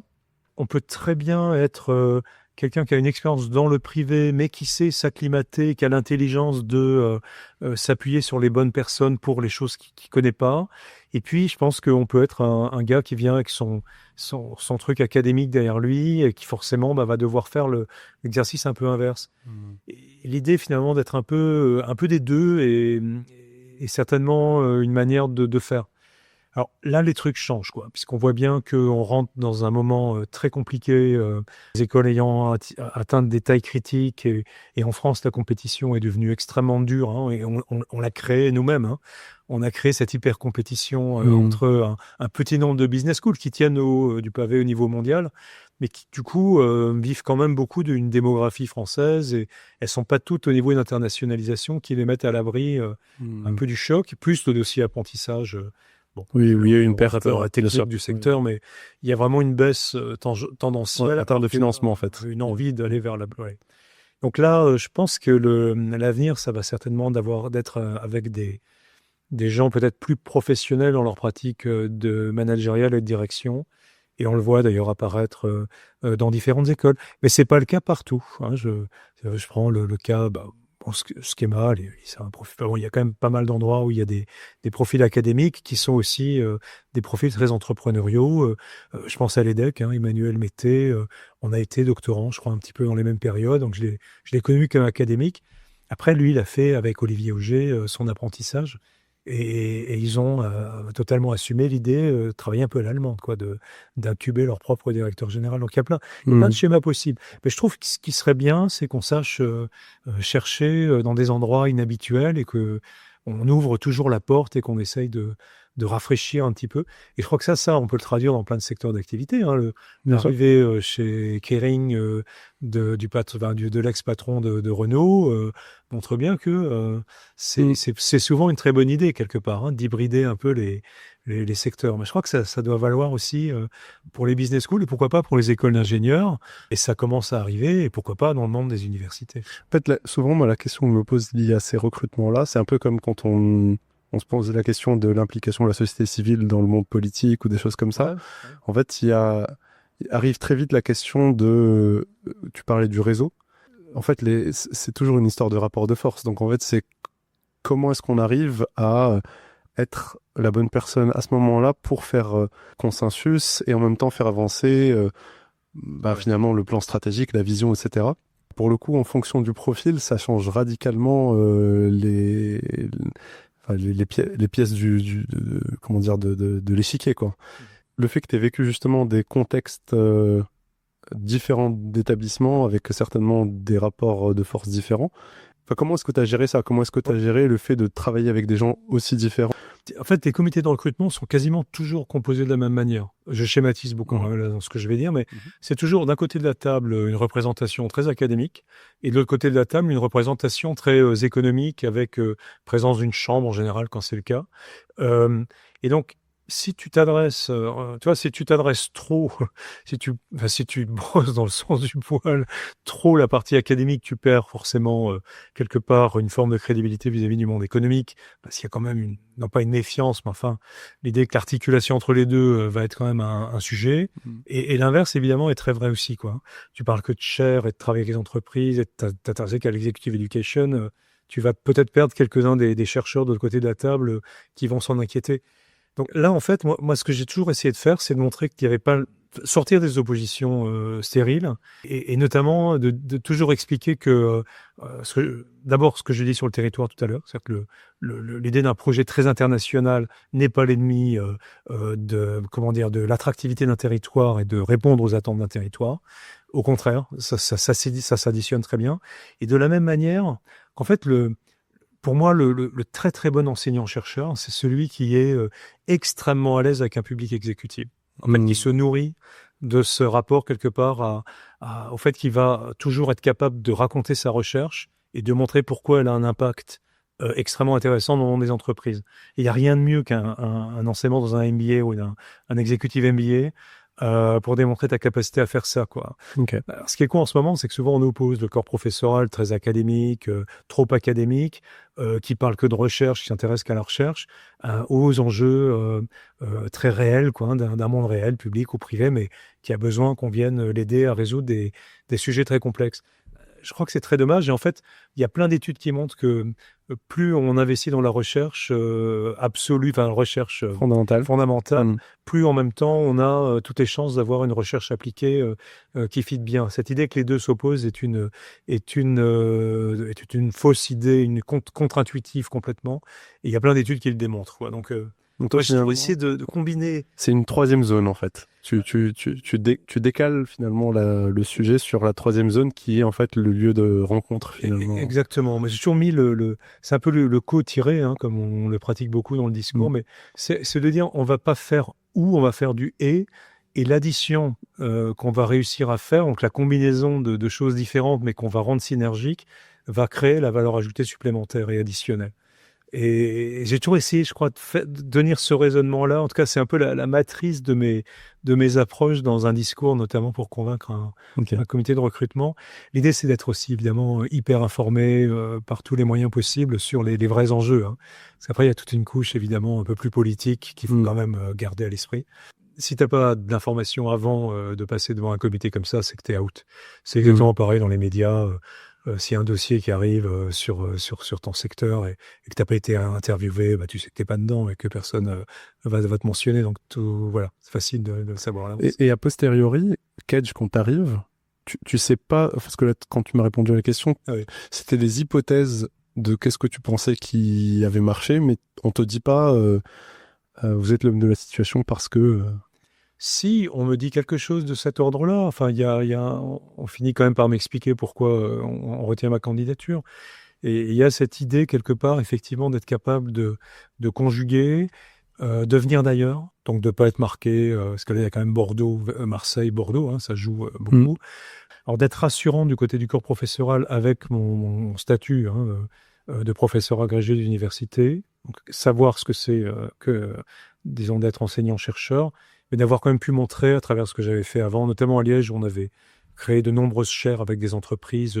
J'avais moi-même porté une chaire avec Accenture en stratégie, dans mon rôle de DG. Enfin, donc, je crois que c'était un petit peu ça qui était attendu. Et peut-être aussi vis-à-vis de personnalités fortes comme François Persson, de poursuivre une ambition alors qui était notamment celle qui existait du côté de Marseille. Il faut quand même qu'on dise des choses comme ça. Elle était forte à Bordeaux. Il y a un très, très beau campus qui était en train d'être livré, un très gros investissement. Donc, il y a une grosse ambition à la Chambre là-bas. Puis, la ville de Bordeaux est en plein déploiement, développement. On est vraiment sur l'aboutissement des années d'Alain Juppé. Une métropole très, très attractive. Mais du côté de Marseille, il y a toute la trajectoire de l'ESC Marseille jusqu'à Euromed, qui culmine quelque part dans cette idée d'aller dans une fusion parce que le facteur clé de succès qui a été mis beaucoup en avant, c'est la taille critique. Et donc cette combinaison... Il y avait un élan, en fait, qui était beaucoup plus... Il y avait un élan. Ouais, il fallait vraiment être capable quand même de montrer que on allait... Enfin, que j'allais là-bas pour aller au bout aussi et porter cette démarche-là. Okay. Et aussi, bon, d'assurer la rentabilité économique. Et j'avais toujours géré mes budgets, quoi. Et là, donc, c'est 2014-2018. Encore une fois, je te propose qu'on rentre pas forcément dans le détail des chantiers que tu as menés, à part si tu as envie d'en citer un qui est un moment clé pour toi. J'avais envie d'aborder un autre sujet qui est un élément parallèle. C'est toute ton implication aussi sur... Tu as parlé d'Écricom en 2001. Entre 2015 et 2017, tu es président de cette banque de concours. Je suis juste curieux de savoir, en fait, quand on est dans ces réseaux-là, comment, en fait, parce que c'est, encore une fois, c'est le rapport avec les pairs, c'est qu'est-ce que t'en as retiré, enfin, ça te fait rire. C'est un moment, on n'en a pas parlé en préparation, donc je sais pas du tout. Ouais. Non, je rigole parce que j'ai été président de Catch quand il y avait 3 écoles. D'accord, ok. Parce qu'en fait, il y a eu D'Écricom, tu veux dire. d'Écricom. Oui, il y a eu les fusions, en fait. Les 2 fusions, et il restait lycéenne qui en plus annonçait qu'elle partait. Ce qui a été pour moi un peu douloureux et un peu attristant, mais c'est comme ça. Et on s'est réconcilié, notamment avec la directrice actuelle, depuis, bien sûr, mais ça a été un peu un choc. Peut-être que la question, je la transposerai plus sur une autre expérience que j'ai eue quand j'ai eu la chance d'être à la fois président de la conférence des directeurs des grandes écoles en Bretagne, et puis simultanément, un moment quand même assez critique, vice-président à la conférence internationale. Alors, trop courtement, c'était que 2 ans, c'est ce qualité. Hein. J'étais plus DG à un moment donné, donc j'ai transmis le bâton au patron de la SCP. Donc voilà, ça me fait plaisir que la Louisa ait pris le relais. Hein. C'est chouette d'être remplacé par quelqu'un de ce niveau-là. En plus, avec le profil qu'il a, c'est fantastique. J'ai adoré ce positionnement, quoi, parce que ça préfigure un peu ce que tu peux faire quand tu arrives à 59 ans, comme moi, presque 60, que tu as eu ces responsabilités quand même très, très terrain, très opérationnelles, très engageantes. Hein, tu dois incarner, et où tu as peut-être envie d'être dans un rôle un peu différent, un peu de présidence, quoi, en fait. Et c'est autre chose, quoi. Tu dois constamment... Enfin, tu dois réussir à sortir quand même de ta peau. Tu sens que tu dois sortir de cette espèce d'incarnation comme ça, presque reptilienne, quoi, de ton institution, pour toujours te rappeler qu'autour de toi, tu dois représenter toute une collectivité dans laquelle il y a les écoles de management, les écoles d'ingénieurs, des écoles d'art, de design. Là, on a fait rentrer l'école de Condé, des écoles qui représentent un peu le luxe, la mode ou la restauration française. Et c'est super intéressant d'être dans cette peau-là, quoi, parce qu'à nouveau, tu retrouves le terrain de l'hybridation, des mélanges. Et puis... voilà. Et du coup, sur ce moment-là où tu es vice-président de cette commission, on dit une commission, c'est internationale? Ouais, c'est des commissions. Commission internationale de la conférence des grandes écoles. C'est quoi peut-être un chantier ou un mandat un peu qui t'a marqué? Quand on est en ce rôle-là, c'est intéressant parce que il y a 3 conférences en fait qui interviennent. Il y a France Université, donc tout le monde universitaire public, très fortement légitime évidemment dans ces instances-là. Il y a la CDFI qui représente plutôt donc les écoles d'ingénieurs publics, et il y a la conférence qui représente la plus grosse diversité, hein, plus de 230 écoles, avec les écoles militaires aussi, etc. Et donc ces 3 conférences en fait sont très représentées dans Campus France, où il y a tous les ministères. Donc il y a un sujet qui m'a vraiment passionné, et on est juste dans la sortie de la période du Covid. Hein. Donc c'est pas neutre. La France est restée un lieu ouvert. Et donc on a beaucoup bénéficié quelque part de cette position-là, et on a pu travailler vraiment l'attractivité internationale.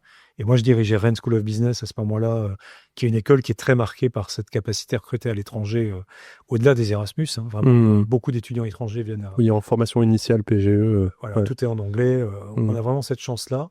Et donc, j'ai vraiment participé à ça. Le mot souveraineté est apparu dans ce contexte académique à mes oreilles pour la première fois. Et je pense que la direction de la souveraineté est apparue à ce moment-là. Je ne sais plus, c'est au moment où Jean-Yves Le Drian, je pense, avec Emmanuel Macron, ont poussé cette idée-là. Je crois que c'est eux qui l'ont portée. Impossible. Et on l'a retrouvé dans Campus France, qui est donc l'instance qui réunit un petit peu tout le monde et qui porte cette stratégie-là. Donc j'ai pu aller en Colombie, discuter là-bas, voir comment on pouvait ouvrir des brèches au Mexique, mais pour le compte d'un collectif très très large et in fine de Campus France. Oui, en fait, de la France, en fait. Ouais, Simplement de l'attractivité du territoire France sur les études supérieures. C'est quelque chose, quoi, de représenter vraiment, d'être effectivement un représentant, alors hyper officiel, mais enfin quand même légitime d'une certaine idée de la France et dans cette période-là et de faire à différents endroits. J'avoue que je serais bien resté encore quelques temps dans ce rapport-là. Et puis l'élément de géopolitique, évidemment, a pris une importance folle aussi à la même période. Moi, je suis toujours allé chercher mes idées, on n'en a pas parlé, mais en plus de cet aspect réseau, hein, je pense qu'il ressort, on ne parle que de ça pratiquement depuis le départ, le mot écosystème. Il y a aussi cette idée de frottement au terrain. Toutes mes belles idées, je les ai eues loin de mes bases. J'ai toujours mieux vu mes institutions en les regardant de loin.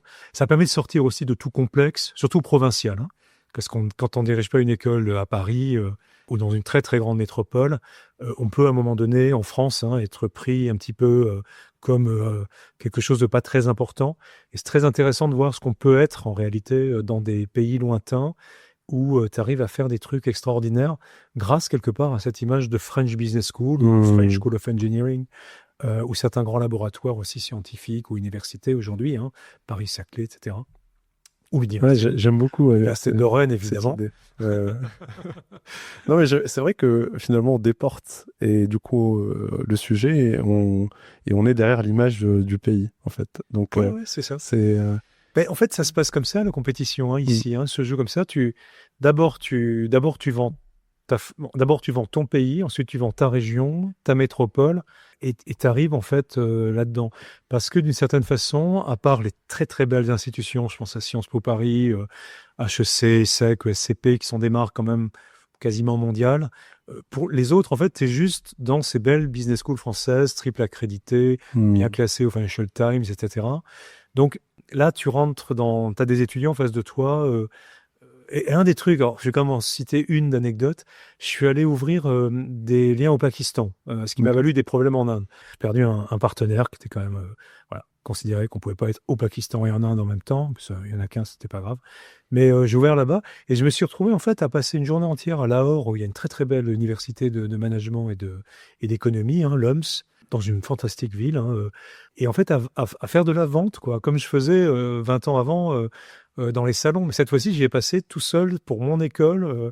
Là, j'étais reparti dans mon école et j'ai donc, j'ai vendu à, je sais pas, les autres écoles, j'ai tellement pris mon pied à faire ça, à faire vraiment de la vente et d'expliquer à des jeunes Pakistanais pourquoi ils ne devaient pas aller en Angleterre, pourquoi ils ne devaient pas aller aux États-Unis, pourquoi ils devaient aller en France, que la langue anglaise, c'était pas un problème, etc., que j'y suis resté. Et à un moment donné, je me suis fait engueuler parce qu'il y avait toute la délégation avec les autres écoles d'ingénieurs, etc., qui m'attendaient, en fait, et qui devaient rentrer parce qu'on avait un reste de programme. Ouais. Et moi, je m'éclatais avec mes étudiants, etc.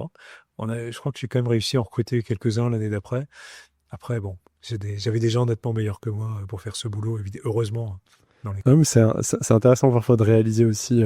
J'en parlais ce matin avec une executive coach qui me parlait il y a des moments dans la vie en fait où c'est comme une sorte de commencement, alors qu'on a parfois 40 ans, 50 ans, etc. Et on réalise finalement des talents ou des choses qui nous nourrissent qu'on n'a pas forcément vues par le passé. Ah oui, parce que parfois, elle, son hypothèse à laquelle j'adhère, qui est de dire finalement on est très programmé au début de sa vie, jusqu'à à peu près mon âge. Il y a beaucoup de choses qui sont déjà issues de notre histoire familiale, notre formation initiale, un certain nombre de choses. Puis petit à petit, en fait, il y a la balance qui va pencher vers mieux se connaître, et c'est là que parfois on réalise certaines choses. Moi, j'ai vraiment eu le bénéfice d'abord d'être né à Strasbourg, dans un contexte qu'on connaît historiquement. Donc, d'avoir une appartenance quelque part très européenne et avec cette espèce de rapport franco-allemand, je veux dire, presque dans mon ADN.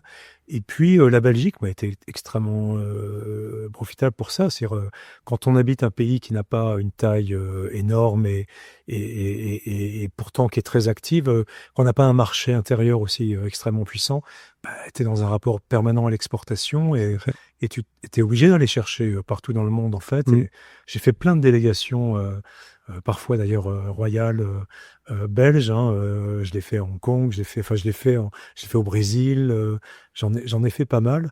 Et ça a été un très très bel apprentissage par rapport à l'idée de se vendre quelque part et de faire beaucoup finalement avec les atouts qu'on a en main et qui sont pas forcément gigantesques, quoi. Là, on était sur le sujet de la transversalité, donc la conférence des grandes écoles. Il y a aussi un autre sujet que je voulais aborder avec toi sur cette thématique-là, qui est les commissions d'évaluation. Ah oui. Tu sais, Equis et CSB, etc. Je trouve qu'il y a quelque chose en fait dans ton secteur d'activité sur la relation au pair. Ouais. On en a un peu parlé déjà là avec ces sujets-là, mais qui est super inspirant. Et je pense que toutes les personnes qui nous écoutent, qui travaillent pas du tout dans ton domaine, je pense qu'ils peuvent beaucoup en apprendre. Donc, j'aime bien que tu nous expliques de manière assez succincte la méthodologie de ces commissions-là et justement ce que ça t'a permis aussi d'apprendre en termes d'ouverture d'esprit et de benchmark. Ouais, donc on parle dans les business schools, en fait, il y a ce qu'on appelle la triple accréditation. Hein. On a tendance à distinguer les triples accrédités des autres. Donc, bon, en mots-clés, il y a l'américaine et ICSB, mais qui est devenue mondiale. Il y a Equis ou IFMD accredited, qui dépend donc de l'EFMD, European Foundation for Management Development, qui est également devenu mondial. Et ça, c'est deux standards, deux accréditations. Alors, on pourrait comparer ça à un ISO, mais c'est pas du tout la même chose. En fait, c'est un référentiel qui détermine les facteurs qui permettent de dire qu'une institution est excellente dans son domaine et qui la contraignent à expliquer en quoi elle est excellente par rapport à une vision, une mission, et d'être très très cohérente sur l'ensemble des autres critères. Et les autres critères balancent effectivement la recherche, la qualité d'enseignement, le recrutement de très bons étudiants, l'internationalisation de l'institution. Il y a une troisième qui est l'AMBA, qui vient de l'association des MBA UK, qui est plus spécifiquement portée par des MBA, mais qui s'est déployée aussi, alors qui est moins institutionnelle que les deux premières. Et je pense qu'Equis est quand même celle qui porte le plus d'exigences et qui apparaît comme un club extrêmement sélectif. Donc c'est vrai que moi, toutes les écoles que j'ai portées, soit elles étaient accréditées, soit ça a été ma mission de le faire, ou de démarrer en tout cas une trajectoire de triple accréditation. C'est extrêmement intéressant. Bon, d'abord parce que, on voit le côté dans les business schools, on est très dans le rapport aux médias, dans le brand, hein, et souvent on le résume par une sorte de médaille. On a les 3 médailles, quoi. Bon, c'est très marketé, etc. Mais ce qui est derrière est hyper intéressant. C'est aussi des critères intelligents qui permettent de structurer, de charpenter ton école et d'expliquer en quoi c'est intéressant d'aller vers l'excellence et t'embarques bien les gens en fait avec ça. Donc, parfois on instrumente un peu le truc au départ, mais les gens comprennent au fur et à mesure qu'en fait ça vient bien se mettre sur leur pratique et que ça va les aider puis que ça va les valoriser dans leur expérience parce qu'ils vivent dans une école accréditée, qu'ils ont vécu ces moments-là. Moi, je dois dire que j'en ai fait une trentaine. Là, récemment, depuis maintenant une dizaine d'années, je suis toujours président d'un comité. Donc, Equis, c'est 4 personnes. ICSB, c'est 3 personnes. Donc, le chair a forcément un rôle un peu particulier. Et j'ai appris mon métier, en fait, en allant faire ces benchmarks permanents, 2 à 3 par an, hein, pour faire simple. Donc, c'est 3 jours, mais il y a un gros boulot avant et un gros boulot après. Et sur le moment, il faut être capable, au bout de 3 jours, de délivrer un feedback où tu es capable de dire à l'institution, de lui recommander, hein, tu exiges rien, tu leur dis, pourriez probablement, etc. Et là, il y a des choses sur lesquelles on vous invite à réfléchir, etc. Puis après, t'accrédites pas, il y a un board qui tranche à l'issue sur le rapport que tu envoies. Et donc, en fait, tu débarques le lundi. Bon, tu as lu le rapport et tout ça, mais en fait, tu débarques le lundi soir, tu as la rencontre avec les 3 autres pairs que souvent tu ne connais pas. D'accord. Et c'est souvent le cas, ils mixent beaucoup les gens. Il y a toujours un corporate et 3 plutôt académiques, dean en général, hein, D'accord. de plusieurs pays. Et on a ensuite, le mardi, le mercredi, on va voir plus d'une centaine de personnes et on va essayer de voir sur chaque session, par des rafales de sessions de 45 minutes, si on a une espèce de narratif cohérent par rapport au rapport qu'on a eu, quoi. Et donc, on va devoir piger l'institution, on va devoir aller chercher les trucs qui nous perturbent parce que tout est tout est travaillé à mort. Tout a été préparé, il y a eu des mop-up sessions. Faut gratter. On sait qu'ils sont dans un exercice de communication extrême. Donc, pour trouver le truc qui va pas et pour mettre le doigt sur les machins, là, tu gagnes en expérience, tu vois le d'autres systèmes.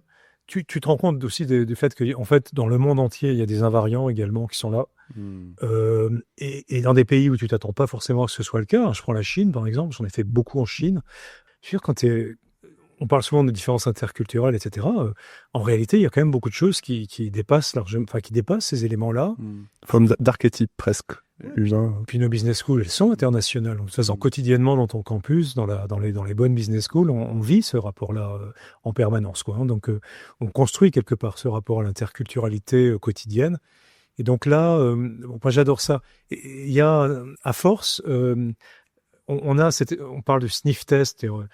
En général, tu sais, dans la première demi-heure, au moment de rentrer dans l'institution, si tu es dans un truc où ça va être très très simple d'arriver à un accord sur une full accréditation, ou si tu vas être sur un truc problématique, voire une non-accréditation, parce que c'est arrivé. Hein, il y a même une école en France qui a disparu suite notamment à une non-accréditation, une non-réaccréditation.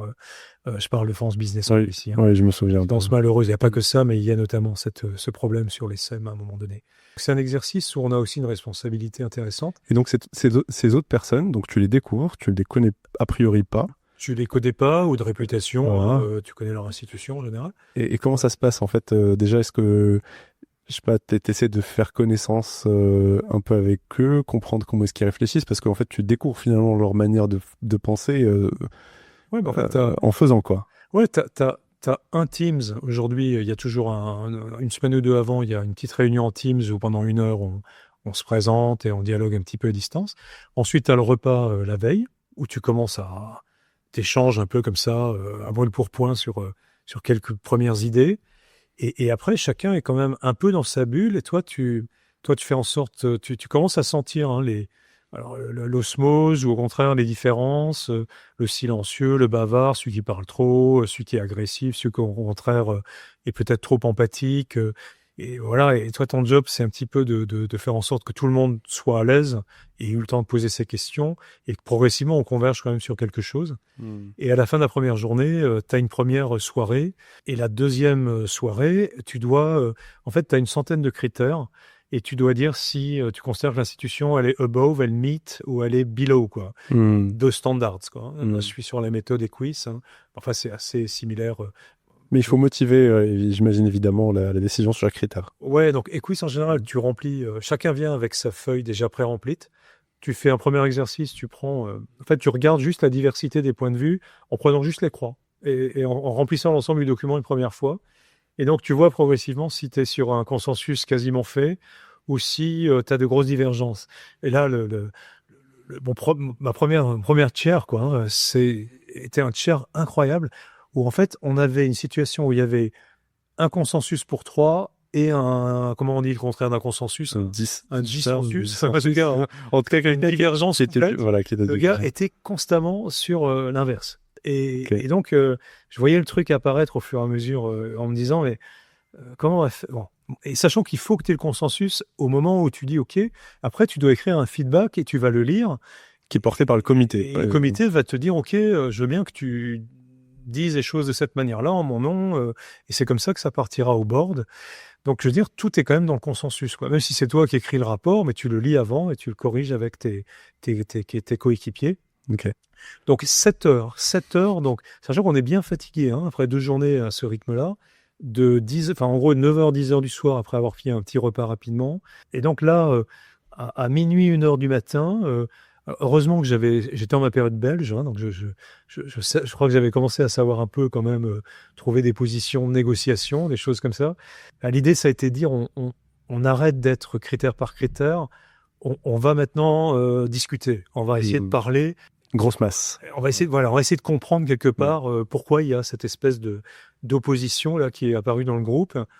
Et ce qui a permis en fait d'amener une idée, heureusement vers 2h du matin, c'est de dire pourquoi on ferait pas, on avait commencé à comprendre le truc, pourquoi on ferait pas une espèce de petit chapitre liminaire où on mentionnerait un peu cette problématique qui n'en est pas une et qui déteint sur de nombreux critères. On peut factoriser ce sujet, quoi. Voilà.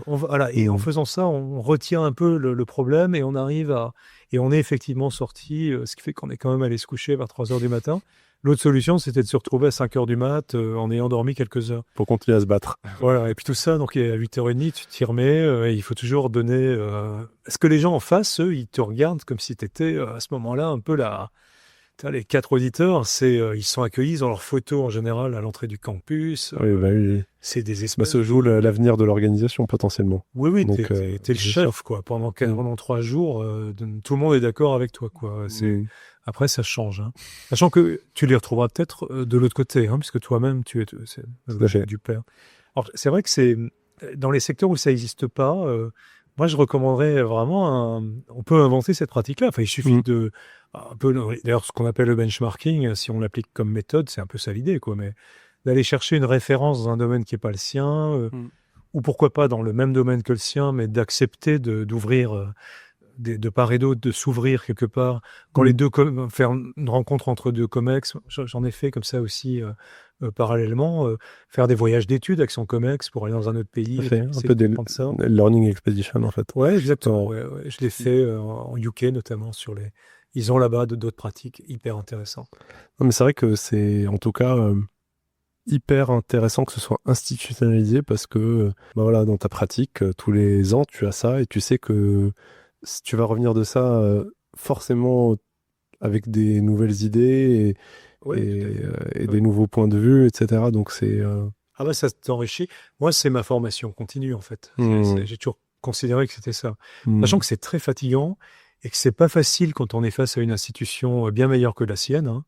Très souvent, on est quand même sur des références mondiales qui passent ses accrèdes, de prétendre quelque part leur donner quelques recommandations à la fin. Hein. Il faut, en face. Ça force à l'humilité en tout cas. Ouais. Puis alors c'est marrant pour l'anecdote. Hein, la Chine a changé. Hein, je veux dire, dans le monde universitaire aujourd'hui, en Chine, il y a à nouveau, disons, il y a une emprise qui est un petit peu plus forte au plan politique que quelques années avant. Je vais dire ça comme ça, je ne veux pas rentrer dans une polémique. Enfin, la Chine investit massivement dans son enseignement supérieur et sa recherche, son leadership. Oui, on le voit aujourd'hui avec, on le voit avec l'IA typiquement, exactement, avec tout ce qu'ils font sur la partie aussi open source en fait sur ces sujets-là. Voilà, donc ils sont quand même au top. Mais alors c'est très très marrant parce que l'exercice du feedback, il se fait selon certaines règles en fait. C'est le COMEX en face de soi. Il n'y a pas de traduction simultanée et on n'est pas interrompu dans ce feedback et il n'y a pas de questions-réponses à la fin. Espèce de règle très stricte là-dessus, puisque le rapport n'est qu'un feedback, il vaut pas décision, c'est au board après d'accréditation de trancher. Et là, en fait, je me suis retrouvé dans une situation où le secrétaire général, donc qui est l'équivalent du directeur général des services dans le monde universitaire, c'est pas tout à fait la même chose quand même, parce que lui, il a le titre de secrétaire général du Parti communiste dans l'université en question. Donc, pour tous les DGS de France, je ne vous compare pas, je connais bien la différence. Mais enfin, il a un peu le même job. Hein. Il est quand même celui, en réalité, qui porte l'ensemble de l'administration. Mais il a pris quand même une importance qu'il n'avait pas il y a 3-4 ans. D'accord. Il est devenu se mettre un peu au-dessus du président de l'université, quelque part. Et donc là, la personne en question avait décidé qu'elle serait là pendant le feedback et que tout ce que j'allais dire devait être traduit pour lui en chinois, ce que j'ai refusé de faire. Donc, il y a un membre du peer review team, du comité qui est allé essayer quand même, un gars qui avait notamment habité à Singapour, qui a essayé quand même en chinois. D'arrondir les angles. Il savait parler mandarin, il a essayé d'arrondir les angles, de faire en sorte... je le voyais je l'avais dans mon radar, je le voyais à l'entrée de la pièce, on était en train de lui expliquer que ça allait pas être possible, et il était rouge pivoine, il était fou furieux, quoi. Donc, moi, je tenais bon, on a essayé donc, on a accepté, en fait, un petit résumé pour lui de 5 minutes qui allait être traduit avant d'entamer le feedback et en lui demandant à ce moment-là de quitter la salle. De la pièce, parce que ça a été un exercice de haute volée en 30 minutes, quoi. Et toi, tu te dis que, enfin, t'as quand même envie de rentrer à la maison. Oui, c'est ça. Tu te demandes jusqu'à quel point tu peux aller quelque part. Et puis, en même temps, tu représentes une organisation internationale. Ça fait. Non, et bon, qui est très présente dans le pays en question et qui est donc aussi très respectueuse des très belles institutions, hein, CIBS, Fudan et tant d'autres. Hein.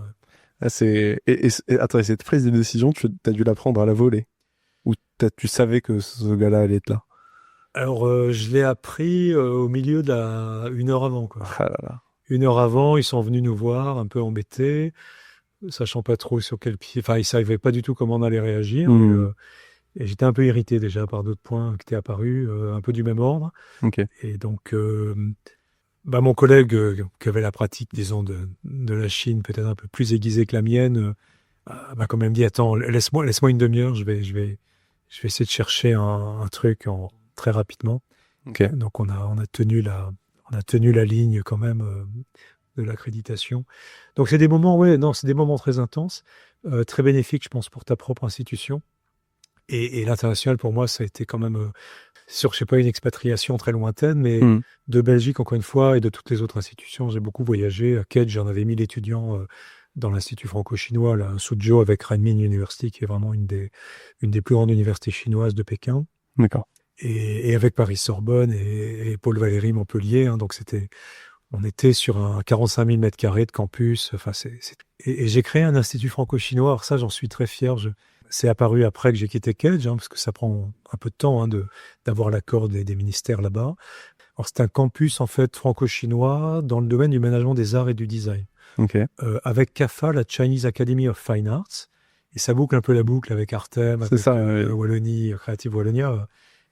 Là, l'idée, c'était d'être dans le management de tous ceux qui allaient travailler dans les industries culturelles et créatives qui forment un secteur extrêmement dynamique en Chine aujourd'hui. C'est très demandé, effectivement. Ils veulent booster leur marché intérieur, ils veulent des marques dans tous les domaines, qui soient made. Ils veulent faire du design in China, quoi. C'est vraiment un des gros trucs pour avoir un marché intérieur qui boom.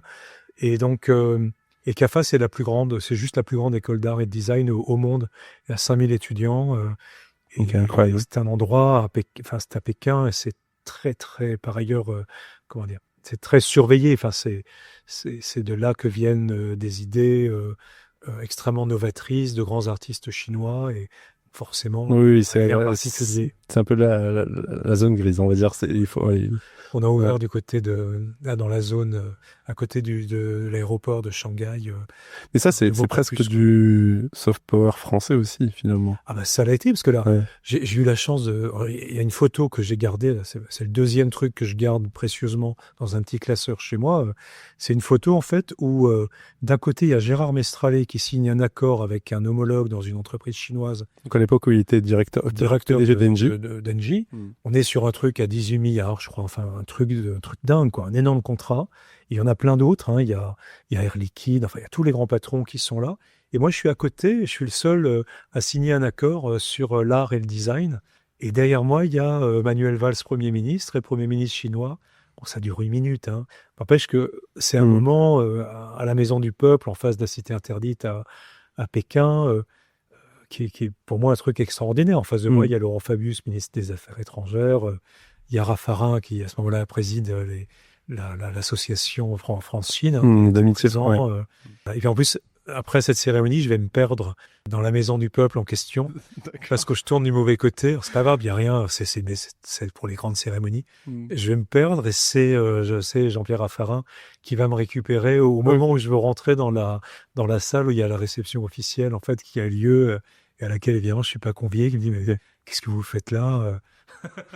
Mais je dis, mais je suis désolé, monsieur Raffarin, je suis complètement perdu, et plafond de 50 mètres, j'ai dû tourner au mauvais endroit. Il dit, vous inquiétez pas, et puis il m'a gentiment accompagné pour me mettre sur la voie.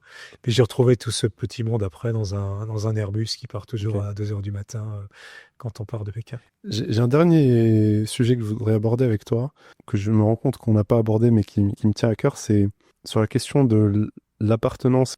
J'ai moi-même suivi une formation de grande école dans une école de commerce, Schema.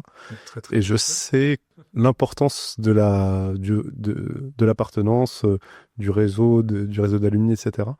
Et je sais aussi l'importance, du coup, que un dirigeant d'une organisation doit porter finalement cette appartenance vis-à-vis de la communauté, donc des étudiants, des alumni, etc. Toi, dans ton cas, la particularité aussi, c'est comme tu as été dans des organisations très différentes, il a fallu finalement que tu sois d'une certaine manière légitime vis-à-vis de tout ce réseau-là.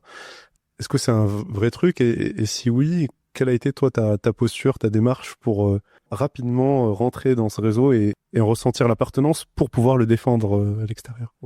Oui, je pense que c'est fondamental, le réseau des alumni. Quand on y pense bien, c'est proof of concept. Hein, j'ai toujours dit comme ça. Enfin, en gros, tout ce que tu fais, ça se matérialise ensuite par des personnalités qui feront des parcours, hein, carrière peut-être pas, mais enfin, pour parler de parcours, hein, ils sont souvent très variés, souvent inattendus. À Kedge, on avait Darroze, chef bien connu dans le monde de la restauration. Enfin, il y a des personnalités comme ça, il y en a toujours dans les réseaux.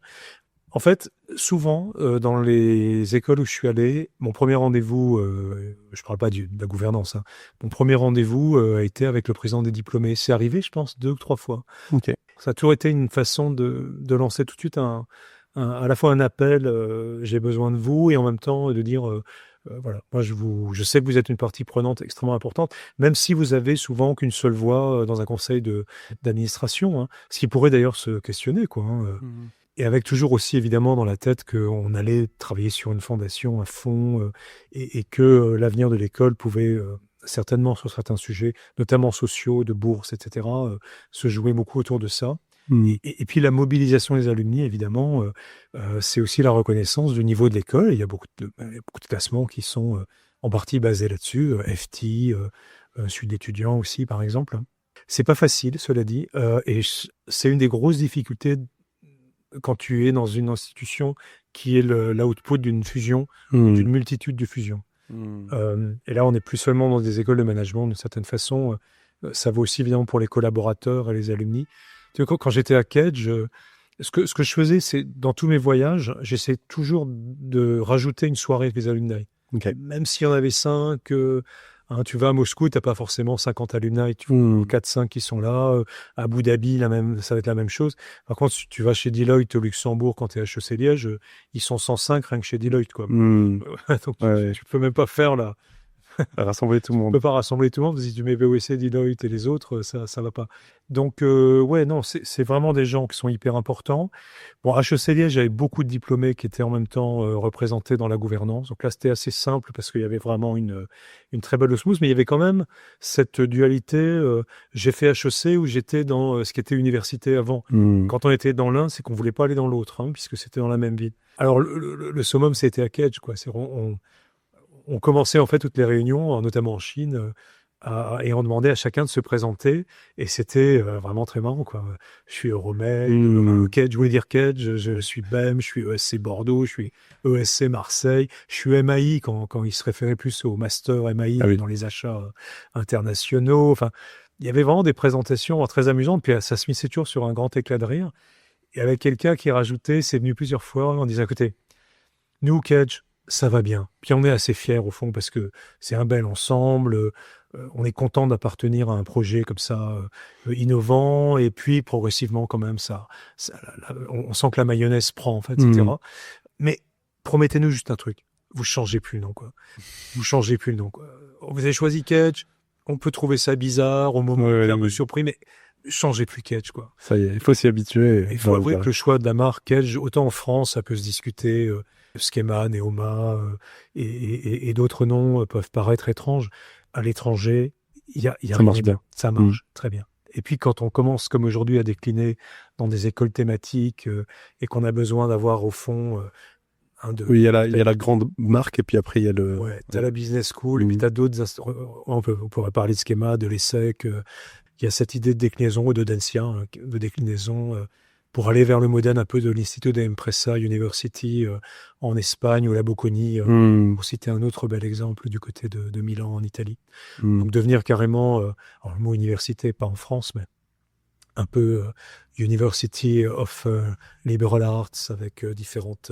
oui, c'est une marque globale et avec des sub-brands, comme on dit en bon français. Ouais, donc pour dire tout ça, le réseau des alumni le porte très très bien. Et je te donne une anecdote, peut-être, ça peut-être une des dernières. Je t'en prie. Moi, j'ai eu la chance du côté de Kedge d'avoir un alumni qui était le patron du London Stock Exchange. Je le salue en passant, si jamais il tombe sur cette interview. On lui enverra. Xavier Rollet. Donc Xavier Rollet, qui était le patron du London Stock Exchange et qui, en plus, a beaucoup travaillé sur un projet de fusion avec le Deutsche Börse. Malheureusement, il y a eu Brexit au même moment, mais bon, c'est quand même quelqu'un qui a représenté... très longtemps, hein. Je pense qu'on est sur au moins une quinzaine d'années, quelqu'un qui quotidiennement quasiment apparaissait dans le Wall Street Journal, etc., et avait évidemment une position extrêmement puissante dans le monde de la City, mais dans le monde de la finance mondiale. Et c'était un ancien, en fait, alors, d'Euromed, voire même de l'ESC Marseille. Et il était très, très fier, sauf qu'il y a eu à un moment donné, il s'est passé quelque chose qui a créé un peu une disconnexion avec le réseau des anciens qu'il avait souvent animé ou accueilli et accompagné du côté de Londres. Il y a quand même une belle communauté. D'accord. Et donc, j'ai fait des pieds et des mains. J'ai passé 2 ans simplement à avoir la chance de pouvoir le rencontrer. Et je ne sais pas exactement ce qui s'est passé, mais le lendemain, après avoir beaucoup discuté avec lui, j'ai vu que sa page Wikipédia avait changé, qu'un paragraphe avait été rajouté. Et c'était vachement chouette. Et il est venu... il adorait la junior entreprise, notamment du côté de Marseille. Je dois avouer que c'était à Marseille. Moi. Oui, mais voilà, je parle un peu personnellement, mais j'ai aussi été à la junior entreprise de Schema, qui s'appelle Schema Conseil. Je leur fais une petite dédicace. Ah, mais je fais une petite dédicace à la JO de Strasbourg. Oui, voilà. Donc en fait, on fait partie finalement du même réseau.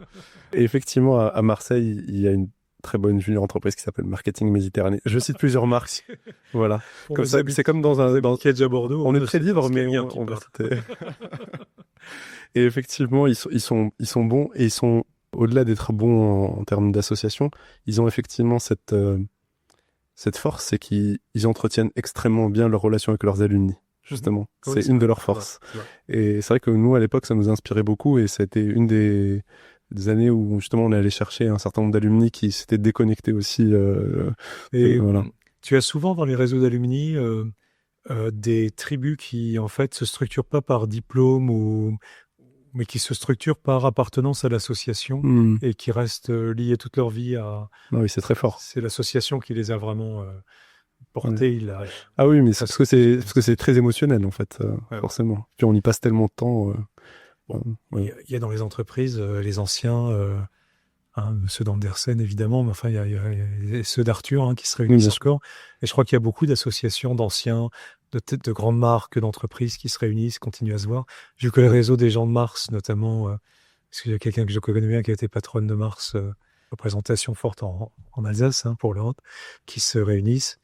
Et je pense que c'est très lié aussi comme ça à des aventures. Il y a même des entreprises, on appelle ça des mafias en fait, les alumni. Le terme... on en pense ce qu'on veut, mais enfin, l'idée, c'est de dire qu'il y a des anciens qui, après, montent des entreprises. Et souvent, on parle de ce terme-là quand, en gros, c'est une entreprise qui a été valorisée, souvent, c'est des startups qui, ensuite, ont grossi, ont gagné énormément en termes de valo. Et finalement, ces personnes-là, elles sont parties, mais elles ont vendu un certain nombre de parts. Et c'est grâce à, on va dire, l'argent, la culbute qu'ils ont eu, qu'ils ont monté d'autres entreprises qui, elles aussi, sont des entreprises à succès. Et souvent, ces réseaux-là sont aussi assez prolifiques parce que c'est grâce finalement à la fois au réseau, mais aussi aux finances que ils enclenchent l'étape de 0 à 1 et puis parfois ils créent des entreprises beaucoup plus prolifiques d'ailleurs que celles d'où ils viennent. Donc je trouve ça assez inspirant. En tout cas, sur la question des alumni, je voulais te poser la question parce que tu es de facto avec les écoles de commerce. Je sais que c'est quelque chose qui est très très fort et donc je voulais t'entendre sur ta capacité à pouvoir rentrer dedans rapidement et avoir ton avis sur leur... Non, se mettre en porte-à-faux avec son réseau d'alumni est probablement une des plus graves erreurs qu'on peut commettre quand on dirige une école. C'est vraiment renier quelque part l'actif, vraiment c'est ta production, quoi. Ces talents-là, c'est ce que tu peux mettre vraiment sur la table pour prouver quelque part que tu as fait un... Oui, c'est ce qui est tangible en fait. Il faut être modeste, ils n'ont pas tous réussi leur carrière uniquement parce qu'ils sont passés dans ton institution. Mais enfin bon, tu as contribué et parfois ils le reconnaissent. Bien sûr. Pas toujours. Ça leur appartient aussi. Oui, ils ont aussi des petites histoires parfois avec l'école. Oui, ça peut. Très bien. Mais en tout cas, merci d'avoir répondu à toutes mes questions. Comme je disais initialement, on a abordé les choses peut-être de manière pas forcément toujours linéaire, même si quoique quand même assez. J'espère que tu as pu partager les apprentissages que tu avais envie de partager. Écoute, j'ai fait ce que j'ai pu. Merci pour cette invitation. Écoute, tu es mon grand témoin de l'enseignement supérieur et de la recherche pour l'instant sur les grands épopées. Donc merci pour ça. Merci. Et pour les auditeurs, on se dit au prochain épisode. Au revoir. Bravo. Vous venez d'écouter mon échange avec Thomas Fröhlicher. Si cet épisode vous a plu, la meilleure façon de soutenir les grandes épopées est de le partager sur LinkedIn en mettant en avant ce qui vous a marqué. Pour ne manquer aucun épisode, abonnez-vous sur votre plateforme de podcast préférée et je vous donne rendez-vous dans 15 jours pour le prochain épisode. À bientôt!